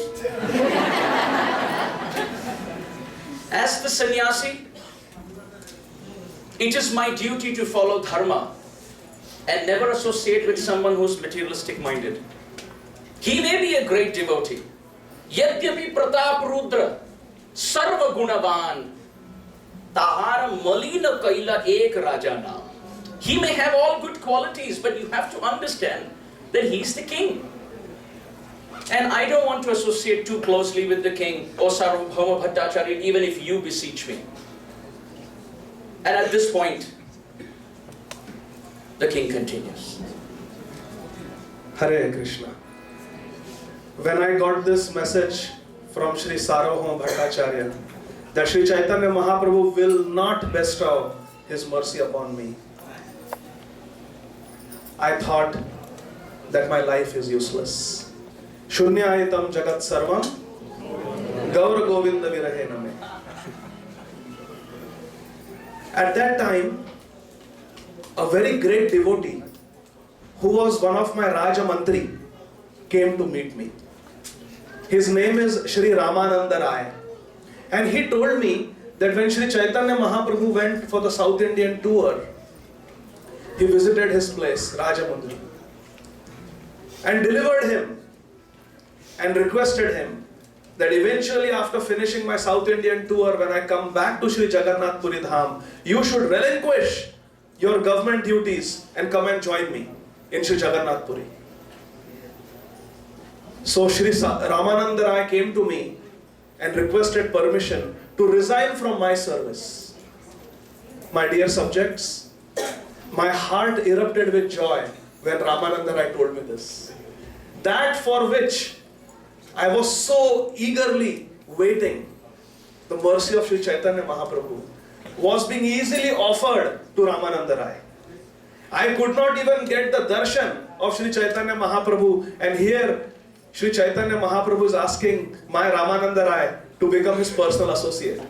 I immediately relieved him. I told Ramananda Rai, "Oh Rai, I hereby relieve you from all government duties, and I will continue your full salary as your lifelong pension, so you do not have to worry about money, and peacefully you can be with Sri Chaitanya Mahaprabhu day and night and serve him."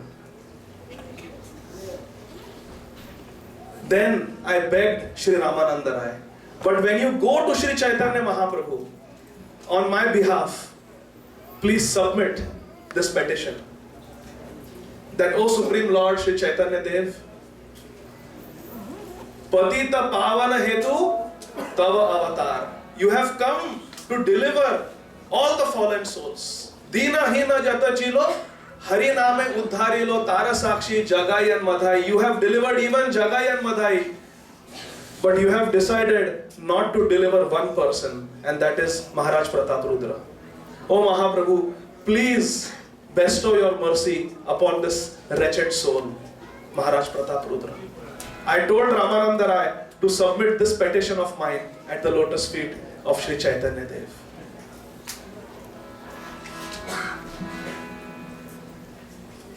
When Sarvabhauma Bhattacharya came and asked me if I could meet the king, I was reluctant.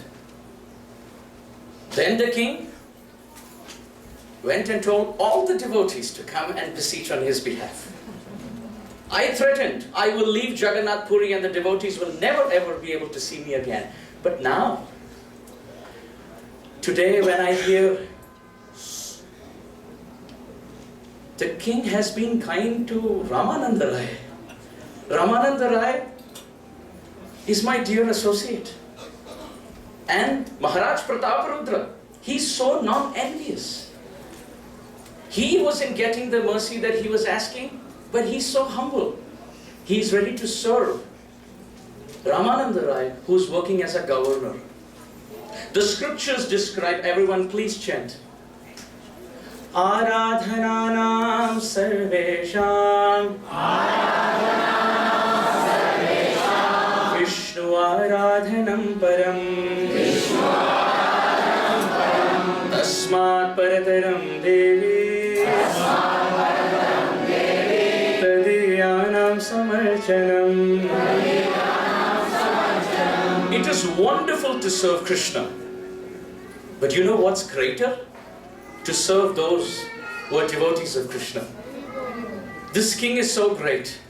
He's so humble. He's so non-envious that he's ready to serve Ramananda Rai, who's such a dear devotee of Krishna.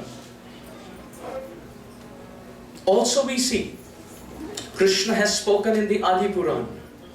Ye me bhakta jana partha name bhaktascha te jana mad bhaktanam cha ye bhakta te me bhakta tamo mata. That those who serve Krishna, Krishna mentions, they may or may not be considered to be devotees. But those who serve the devotees of Krishna, they are considered to be the real ones. So Ramananda Rai is a dear devotee. And because the king has served Ramananda Rai, he will certainly get Krishna's mercy. But I, as a sannyasi, cannot meet him. I cannot meet him. I cannot intimately converse and talk to and meet with the king. The Shastra describes Nishkinchanasya bhagavad bhajanon mukhasya param param jigamishor bhavasagarasya sandarshanam vishainam athayoshitanam ha hanta hanta vishabhakshana dopya sadhu. It is very bad to consume poison, but what's worse is to associate with someone who's materialistic. Poison separates the soul from the body, but association with a bad person separates the soul not from the body, but separates the soul from the super soul. Therefore, certainly Krishna will be kind to Ramananda Rai's dear associate, Maharaj Prataparudra. But I, as a sannyasi, I proclaim I cannot meet with him. But we see in the Shastra that the father lives through the son. And Maharaj Prataparudra's son is not a king. So I will meet the son. But I can't meet the king. Let this be known, that I am ready to meet the son, but not the king. I have also heard from other devotees that the son of the king is dark complexioned. I have also heard that the son of the king has lotus petal eyes. I have also heard, just looking at the son of the king reminds me and reminds all the devotees of Krishna in Vrindavan. So therefore, I as the sannyasi, I proclaim, nobody should come and again beseech and beg on the behalf of the king, that forcing me that I must meet the king, because I am ready to meet the son.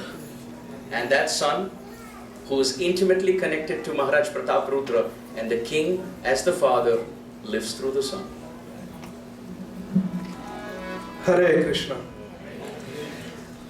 When I received this message from Sri Chaitanya Mahaprabhu, that he will give mercy to my son and make him his personal associate, I was delighted. Again, my fear was confirmed that Sri Chaitanya Mahaprabhu is going to give his mercy to everyone except me. When there is no hope, there is one personality who gives supreme hope. Who is that personality? Shri Nityananda Ram ki Jai. I, Maharaj Prataparudra, wholeheartedly took shelter of Nitai Padakamala, Koti Chandra Sushitala. And I begged Shri Nityananda Prabhu that Shri Chaitanya Mahaprabhu says, I am full of material desires. I am a Vishayi, and therefore I am not qualified to receive his mercy. My prayer is, Ara kabe nitai chander karuna hoibe samsara vasana mora kabe tuchha habe vishaya chadiya kabe shuddha habe mana kabe Shri Vrindavana Kabe Rama. When will Nitai Chand give me his mercy so that my heart will become purified of all the anarthas? When my heart will become purified of all anarthas, then Shri Chaitanya Mahaprabhu will give me mercy and I will be able to enter Shri Vrindavan Dham. So I requested Nityananda Prabhu to go and speak to Shri Chaitanya Mahaprabhu. And I told Nityananda Prabhu that if Shri Chaitanya Mahaprabhu at least doesn't give me some token of his mercy, I will end my life. I will not be able to keep my life and body together. I will give up my life if he does not give me some indication of mercy. Dear residents of Jagannath Puri, what are we going to celebrate tomorrow? And the celebration begins today. Hari Haraya Nama Krishna Jadavaya Nama Hari. Hari Haraya Nama Krishna Jadavaya Nama Hari. Oh Jadavaya Madhavaya Krishavaya Nama.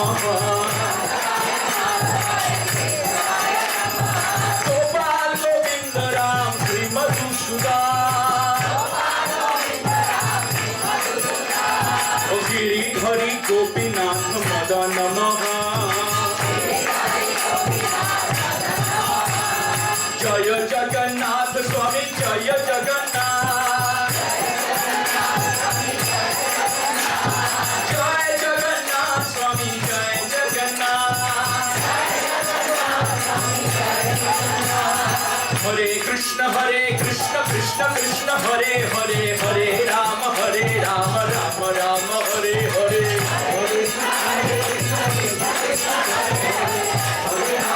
Everyone, that's all the way. Oh Hare Krishna Krishna Krishna Hare Hare Hare Rama Rama Rama Hare Hare.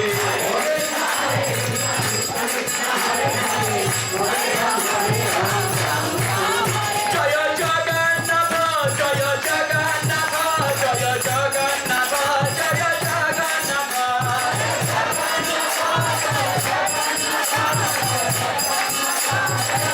Nitai Gaura Hari Bol, Hari Bol, Hari Bol, Hari Bol.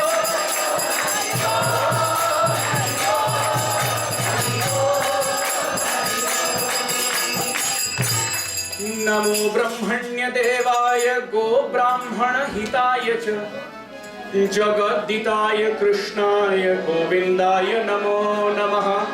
Naham Vipro Nacha Narapati Napi Vaishyo Nashudro Naham Varni Nacha Grihapati Navanasto Yatirva Kintu Prodhyan Nikhila Paramananda Purnamritabde Gopi Bhartur Padakamalaya Gayor Das Dasanudas. Jaya Jagannatha, Jaya Jagannatha, Jaya Jagannatha, Jaya Jagannatha.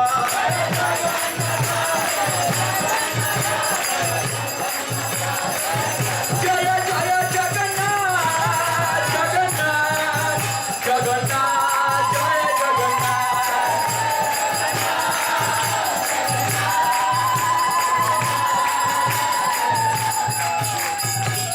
Jagannath Swami ki.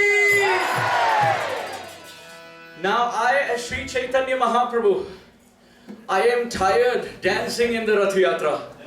I will take rest for a few moments at the Jagannath Vallabh Vatika garden. Hare Krishna. When Sri Nityananda Prabhu had gone to meet Sri Chaitanya Mahaprabhu to beg on my behalf, Nityananda Prabhu requested, at least give your outer cloth as a prasad to the king. Otherwise he will not live. Even for the Rath Yatra, he will not survive. So Sri Chaitanya Mahaprabhu very mercifully gave permission. Tobe Nityananda Gosai Govindera Pas Magiya Laila Prabhu Eka Bahirvas. At that time Nityananda Prabhu went to Sri Chaitanya Mahaprabhu's personal servant Govinda and took one outer cloth of Sri Chaitanya Mahaprabhu and gave it to me.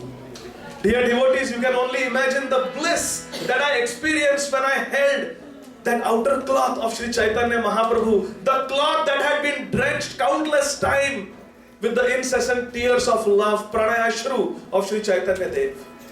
I placed that divine cloth of Sri Chaitanya Mahaprabhu on my altar and on the altar of my heart and worshipped it as non-different from Sri Chaitanya Mahaprabhu. On the day of Rath Yatra, Sri Chaitanya Mahaprabhu, absorbed in deep ecstasy of love, fell on the ground unconscious and there was no one to help him. I quickly went and picked up Sri Chaitanya Mahaprabhu, and Sri Chaitanya Mahaprabhu, when he saw me, the king, got very upset that I had touched him. He said, Vishayi, Vishayi, I have been touched by this materialistic person. And Sri Chaitanya Mahaprabhu told me to leave the place. The Rath Yatra continued for many hours.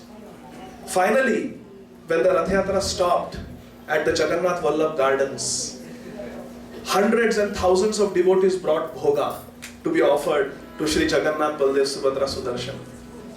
At that time, Sri Chaitanya Mahaprabhu and his associates went to the beautiful garden and took rest under different trees. Sri Chaitanya Mahaprabhu sat on a raised platform and was taking rest. At that time, my superior, Sri Sarvabhauma Bhattacharya, called me and told me, "Oh king, now is the opportunity. Take off those royal clothes. Wear the simple dhoti and chadar of a Vaishnava and go and massage the lotus feet of Sri Chaitanya Mahaprabhu. But while you do that, make sure you sing the Gopi Geet." And I was thinking, the Gopi Geet from the 10th canto of Srimad Bhagavatam begins with Jayati te dhikam janmana vraja shrayata indira shashvadatrahi daita drishyata dikshutavaka tvaidhita savas tvam vichindvate. The gopis are saying, Jayati te dhikam janmana vraja. Since you have taken birth in Vraj, this Vraj Bhumi has become divinely glorious.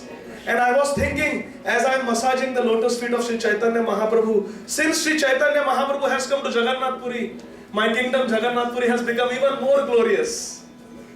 And then, massaging his lotus feet, I reached the 9th verse of the Gopi Geet.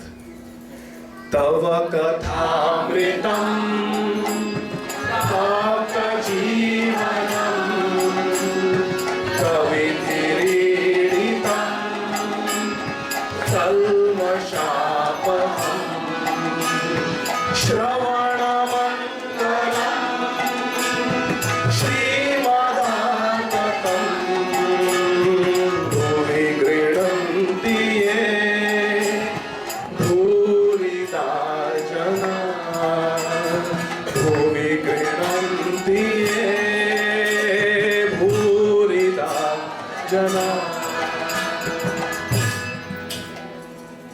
শুনিতে শুনিতে প্রভু সন্তোষে অপার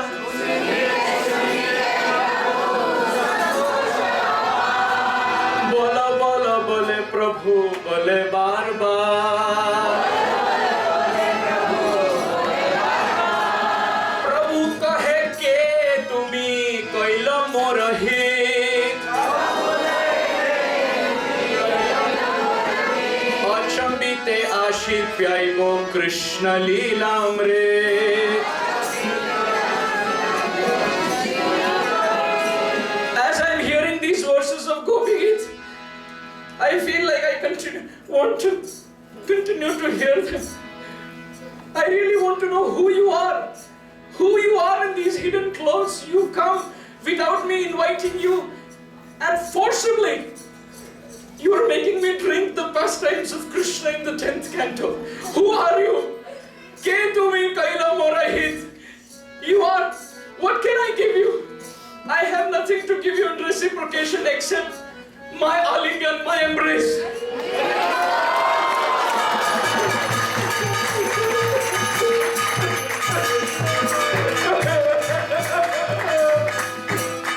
Hey Krishna! Hey Krishna! Who are you? Please tell me. Please tell me who are you? Just few minutes ago, when Sri Chaitanya Mahaprabhu saw me as the king, he rejected me. And now he is asking me, who am I? Shri Sarvabhauma Bhattacharya told me to change my dress and dress like an ordinary Vaishnava, not as a king. But now he is asking me, who am I? I cannot speak lie before the absolute truth. I have to tell him the truth. Who am I? Please tell me, who are you? I will tell you the real truth, who I am. Raja kahe ami tomar dasera nudasa. Raja kahe ami tomar dasera nudasa. Vitera vidya koro ei mora asha. Vitera vidya koro ei mora asha. Sri Chaitanya Mahaprabhu, constitutionally I am the servant of your servant, Dase Ranudas. But you are not accepting me as your Das Anudas. Therefore I am begging, Bhrittera Bhritya Koro, accept me as the servant of your servants. That is my only desire. Who am I to accept anybody as my servant? I am the aspiring servant of Sri Krishna in Vrindavan. But oh please, dear devotee, please tell me, and tell everyone here present, please tell them who you are in disguise. I am the servant of Sri Chaitanya Mahaprabhu and Sri Jagannath Dev, Maharaj Prataprudra. Hare Krishna. Please accept me. Please accept me, Mahaprabhu. Please do not reject me.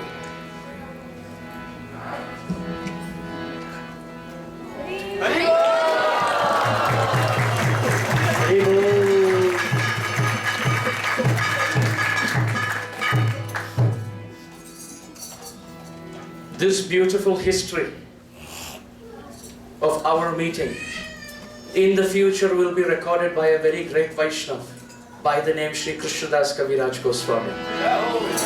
He will write it in Bengali.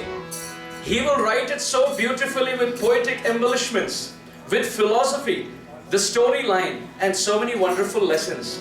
He will include the life of so many wonderful Vaishnavas, but it will be in Bengali.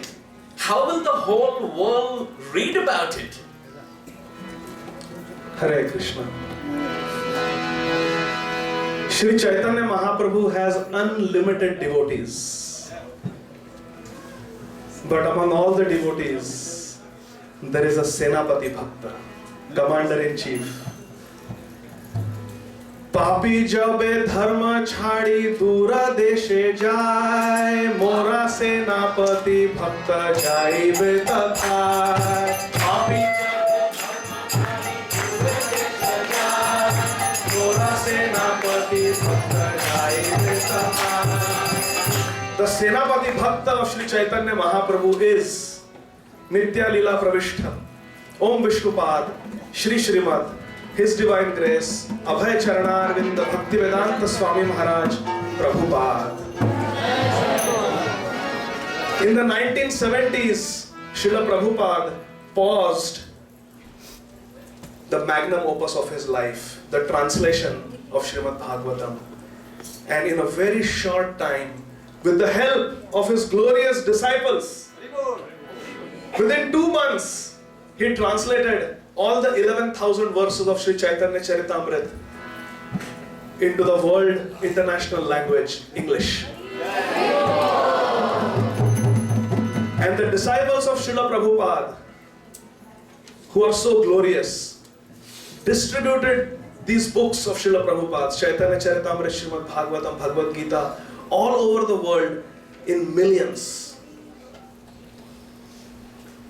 And 49 years ago, Srila Prabhupada came to this very place. New Panihati Dham. A year before that, the beautiful deities of Gaur Nitai were installed here in Atlanta. This is the oldest temple of Georgia, oldest Sanatan temple, Sanatan Dharma temple of Georgia. And this Chaitanya Charitamrita set in English language and other languages is available right now, right here in this very temple with Srila Prabhu. And oh dear King, this pastime of our interaction will be enacted many, many years into the future at New Panihati Dham in 2024 at the Panihati Festival. And guess what? It is my desire that Her Grace Mahaguna Mataji, whenever she prepares the celebration for this festival, commemorating this pastime, she should decorate it in the spirit of Navadvip, Vrindavan, and Jagannath Puri. Let devotees come to New Panihati Dham and relish Chaitanya Charitamrita in the very beautiful spirit of Srila Prabhupada's compassion. Having said this, we want to thank all of you for letting us enact the pastime of Chaitanya Mahaprabhu in the beautiful courtyard of your hearts. Srila Prabhupada ki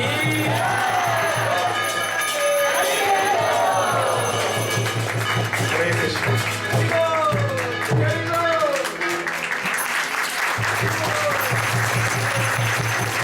Please raise both your hands. I want to make sure you are fully alert. All 4 arms. Nitai Gaura Premanande. Nitai Gaura Premanande. Nitai Gaura Premanande.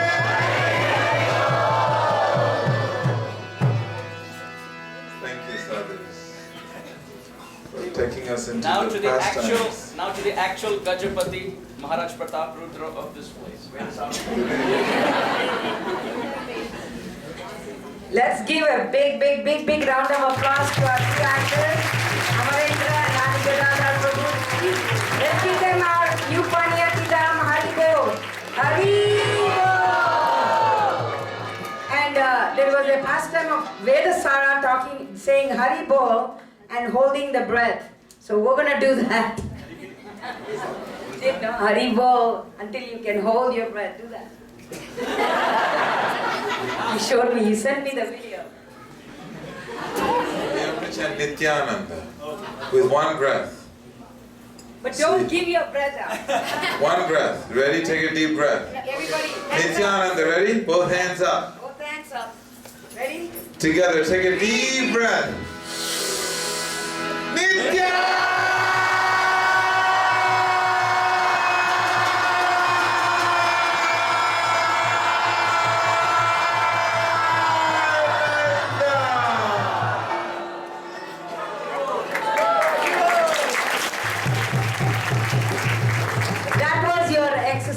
today.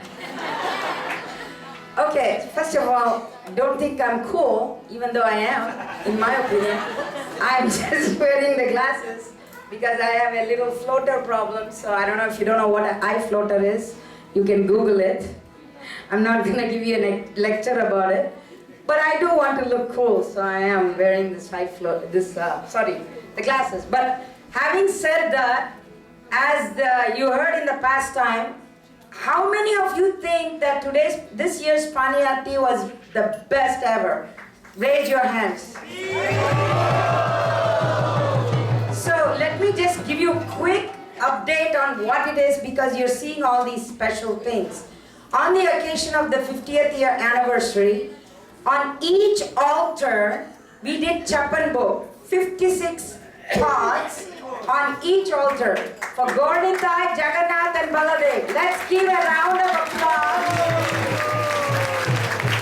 There are a lot of people we have to thank as part of this, and then we'll go to the auction. This year, the auction is very limited, one of a kind.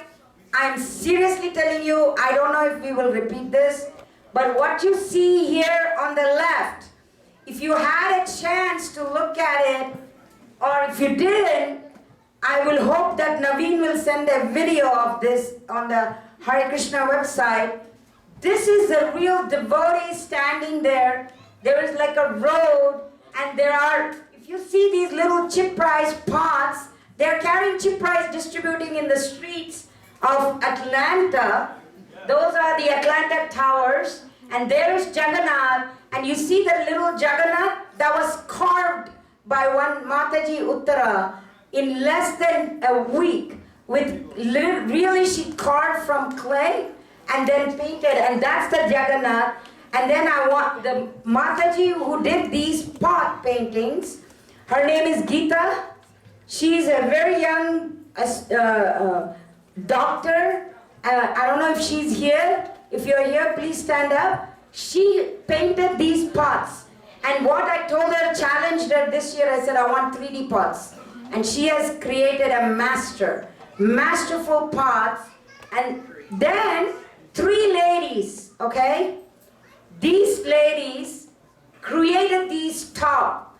We always used to put this carving, that carving. This is the first year, no vegetable carving. All they have done is, they spent time and they've created a pastime of this Ratha Yatra. You will see the flag and everything. And this one is the pastime of Cida-dahi Mahotsav on the banks of the Ganga.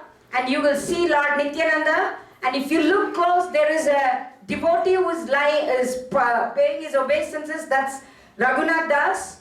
And then there are little pots. That is real chip rice, by the way. And then you'll see the next one is Radha Krishna Govardhan Hill.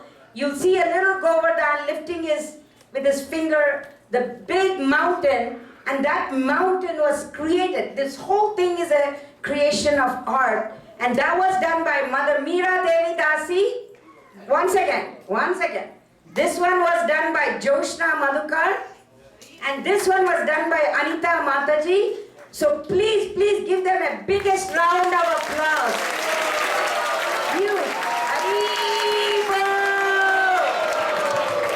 I have 3 gifts for them. So somebody please take those 3 gifts. Madhukar, can you receive those 3 gifts for those 3 ladies? Is Uma there? Sorry, not Uma. Is Mirabai? If you're there, please come and get your thing. And give one nice gift to Mother Geeta. Give her that other one. Give Geeta that bag. The bag that is there. That bag, yeah. Give Geeta that gift. And then give all these other gifts to these 3 ladies. Joshna Madhukar, give it to her husband. And then Mirabai and her daughter. Please come and get her. And then we have also Anita Mataji. Where are you? Anita Mataji, if her husband is there, come and get it, please. Otherwise, Madhukar can get it and give it to them. So, other than that, I do want to take 1 minute. Oh, Anita Mataji, there she is. She created the Rath Yatra. You know one thing? I was very shocked that she can even pull off this. And then I literally was on her case. I said, you cannot let me down. And I told her, and I feel ashamed of myself. I said, you didn't have your heart and soul in this. Tell me if you can do this or not. That's what I said. And I felt ashamed of myself. Then I said, call her back. I apologized. And then next day she gives me this beautiful heart. I mean, I think I don't have the heart, but she did. And she produced this beautiful. Thank you so much for the pleasure of the Lordships. Other than that, I am going to run through some names. We have a lot of sponsors. This festival takes a lot of work. I mean, literally a lot of work. So I want to take this opportunity. You got to give us this few minutes to thank for giving you this blissful experience. Most important, obviously, is our president, Vedasara Prabhu. Don't hold your applause. Hold it. Vedasara Prabhu. We will give him applause. Don't worry. We'll give. Vedasara Prabhu. Then, where is Sikkimaitis, the unsung hero of this festival? He's always going around, but he's actually a very nice devotee, okay? He is. And then we have Sweta. I think he's so tired because he has no time to wear some nice, I think, silk clothes. So look at him, how much he's been working so hard. And then we have Chitravirya. And then we have all these other Matajis who are there. I'm going to read their names quickly. And we have all the team of devotees who cooked. And then all the people who helped us to raise the fundraising for this festival, to have one of the best fundraising. But I do want to take this opportunity to thank these devotees. And I have some Maha Prasadam for all of you that I'm going to read the names. And if I didn't read your name, please forgive me and come and see me later. And the person that I wanted to talk about is Amrita Gaurangi. She's not here. She, Preeti Mataji, Vardhana, Revati, Shilpa, Vaishnavi, Mirabai, Geeta. Geeta is that little doctor. Then Jayashree Radhe, Anita Mataji, Chandni, Lakshmi, Uma, Rupa, Navakishori, Govardhan Leela, Madhurya Madhavi, Jayashree Radhe, Lalita Praneshwari and her daughter, Moola Karana, and Jayashree Patel, and Chitravirya, of course. But I want you to know something this year is special. We have a Chinese pot this year. If you don't get a Chinese pot, then you're bad luck. I can't help you. But this is a Chinese pot, and then this year we have a Guju pot. It's called Gujarati pot, but I always tease it as Guju pot. So these two things we introduced, and we have all these things, and I think we have some donors to thank. So, first we'll go ahead and finish off the auction, and then we'll read out the names of the donors. All the donors, whatever pot you did, you'll get a pot, and those devotees, I read their names. You also are going to get a pot, okay? Please, let's do the auction first. Okay. I'm going to put my glasses back on. Okay. All right, so the first auction that I would like to start is with the Dandavat pot, because it's Danda Mahotsav, okay? Now, the Danda Mahotsav pot is a unique pot. Like I said, everything is unique. So, I would like to start this off. I'm telling you, this is one of a kind. The first going rate for this is 1501. So, we're going to start off with 1501. Do I have anybody for 1501? Do I have anybody for 1501? I think my daughter was calling somebody there. So she's bidding 1501. Anybody else? Anybody else for 2001? 2001 for the Dandavat Mahotsav pot. Are you seriously telling me that this pot is not worth that 2001? I think it's worth more than that. Anybody else? 2001? Anybody else? Can I see any names? What happened? Okay. Okay, I'm just gonna say that my daughter is I just got word that she's donating $2,500, so we're gonna give it to her.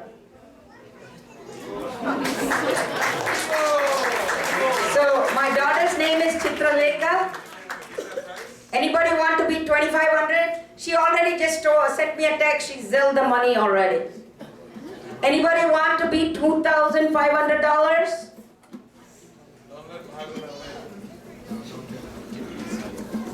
Anybody else? Okay, let's give Chitraleka a round of applause. Then we are going to go to the Jagannath Pot. Tomorrow is Jagannath Ratha Yatra and we are going to start this with 1,501.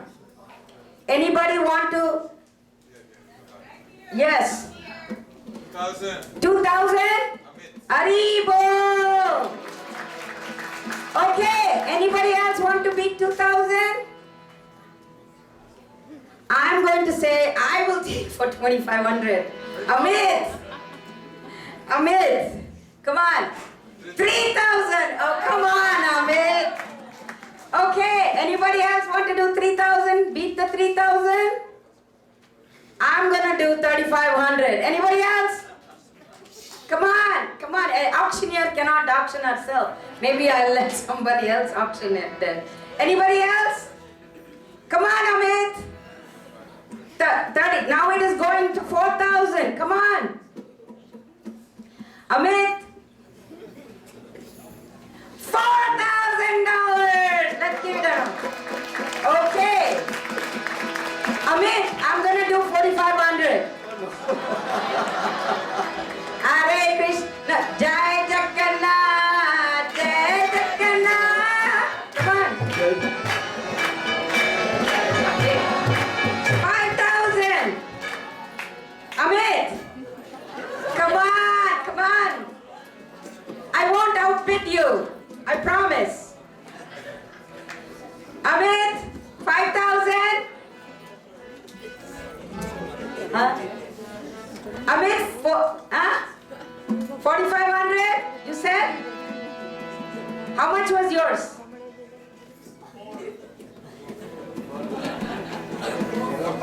I'm gonna give $5,000 for this part. Can you beat me? Who can beat me? Okay, I'll tell you the money. These two are going to be this year. Okay. Who's gonna fill? Okay, let's go to the third part. My daughter already sent the money, by the way, Shweta. You can talk to Govardhan Leela about it. Okay, who wants to take let's start off the Radha Krishna pot. This is a unique pot, 1,500. I cannot bid anymore. So I'm out of this bidding business today. Who wants to take the 2,000? Aribo! Okay, who's next? Who can beat 2,000? Aribo? Who wants the Govardhan Hill? This is one of a kind. Come on, 2,000. 2,500! Prabhu! Prabhu, where are you? One of a kind, come on. Team up, team up. Let's do it. Let's do it. Come on, we can do it. Okay, can you beat 2,500? Going once? Going twice? Yes? Okay, sold. Come here, come down. Come and get your pot. My pots, don't touch it. I will take it. Nobody's gonna get it. This is mine. No, we have to read out the names.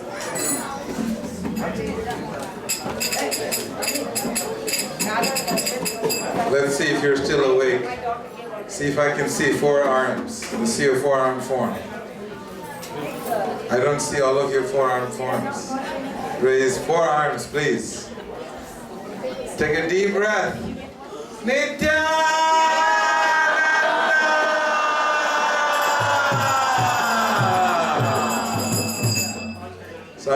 call out your names. If I call out your names, you please come up. You just tell them your name and you'll get your pot. I'd like to first call Adi Krishna Prabhu and family, Amritavani and... Oh, Amit is here. Amit and Radha to come and get their pot. Now, you can take the diorama separately, Mirabai can help. Okay, we need help here. We need help. You don't need it. He can hold the pot. Someone has to hold the babies. You need one more hand. You stuffed it.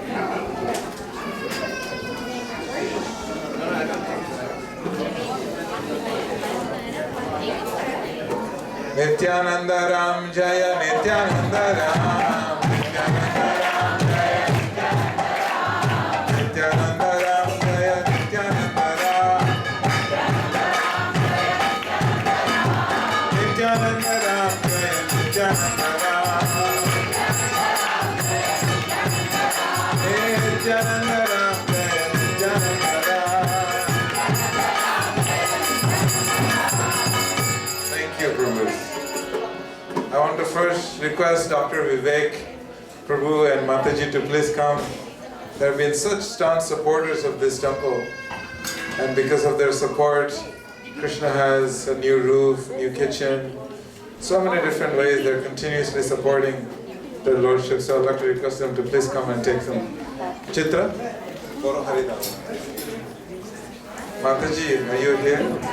There she is.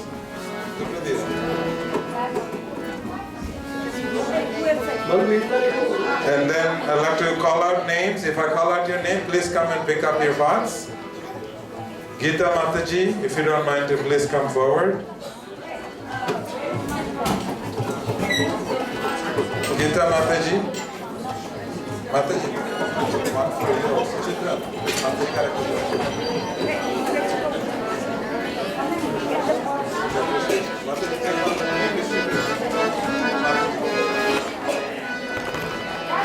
Gita Mataji, please come forward. Yes, Mother Gita, please come. Yeah, we're doing large pots. Gita Mataji, large pots. Adi Krishna Prabhu and family, Amrita Bani and Bhakti Vriksha. Amrita Bani, Bhakti Vriksha.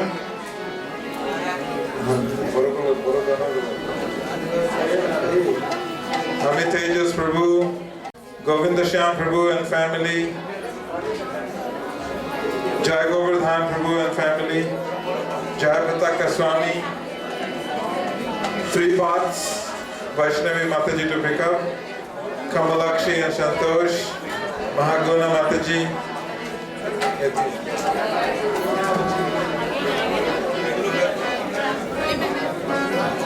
Yes. Adigadapu, 1 big pot. Adigadapu. Give him the biggest pot. You take 2 pots.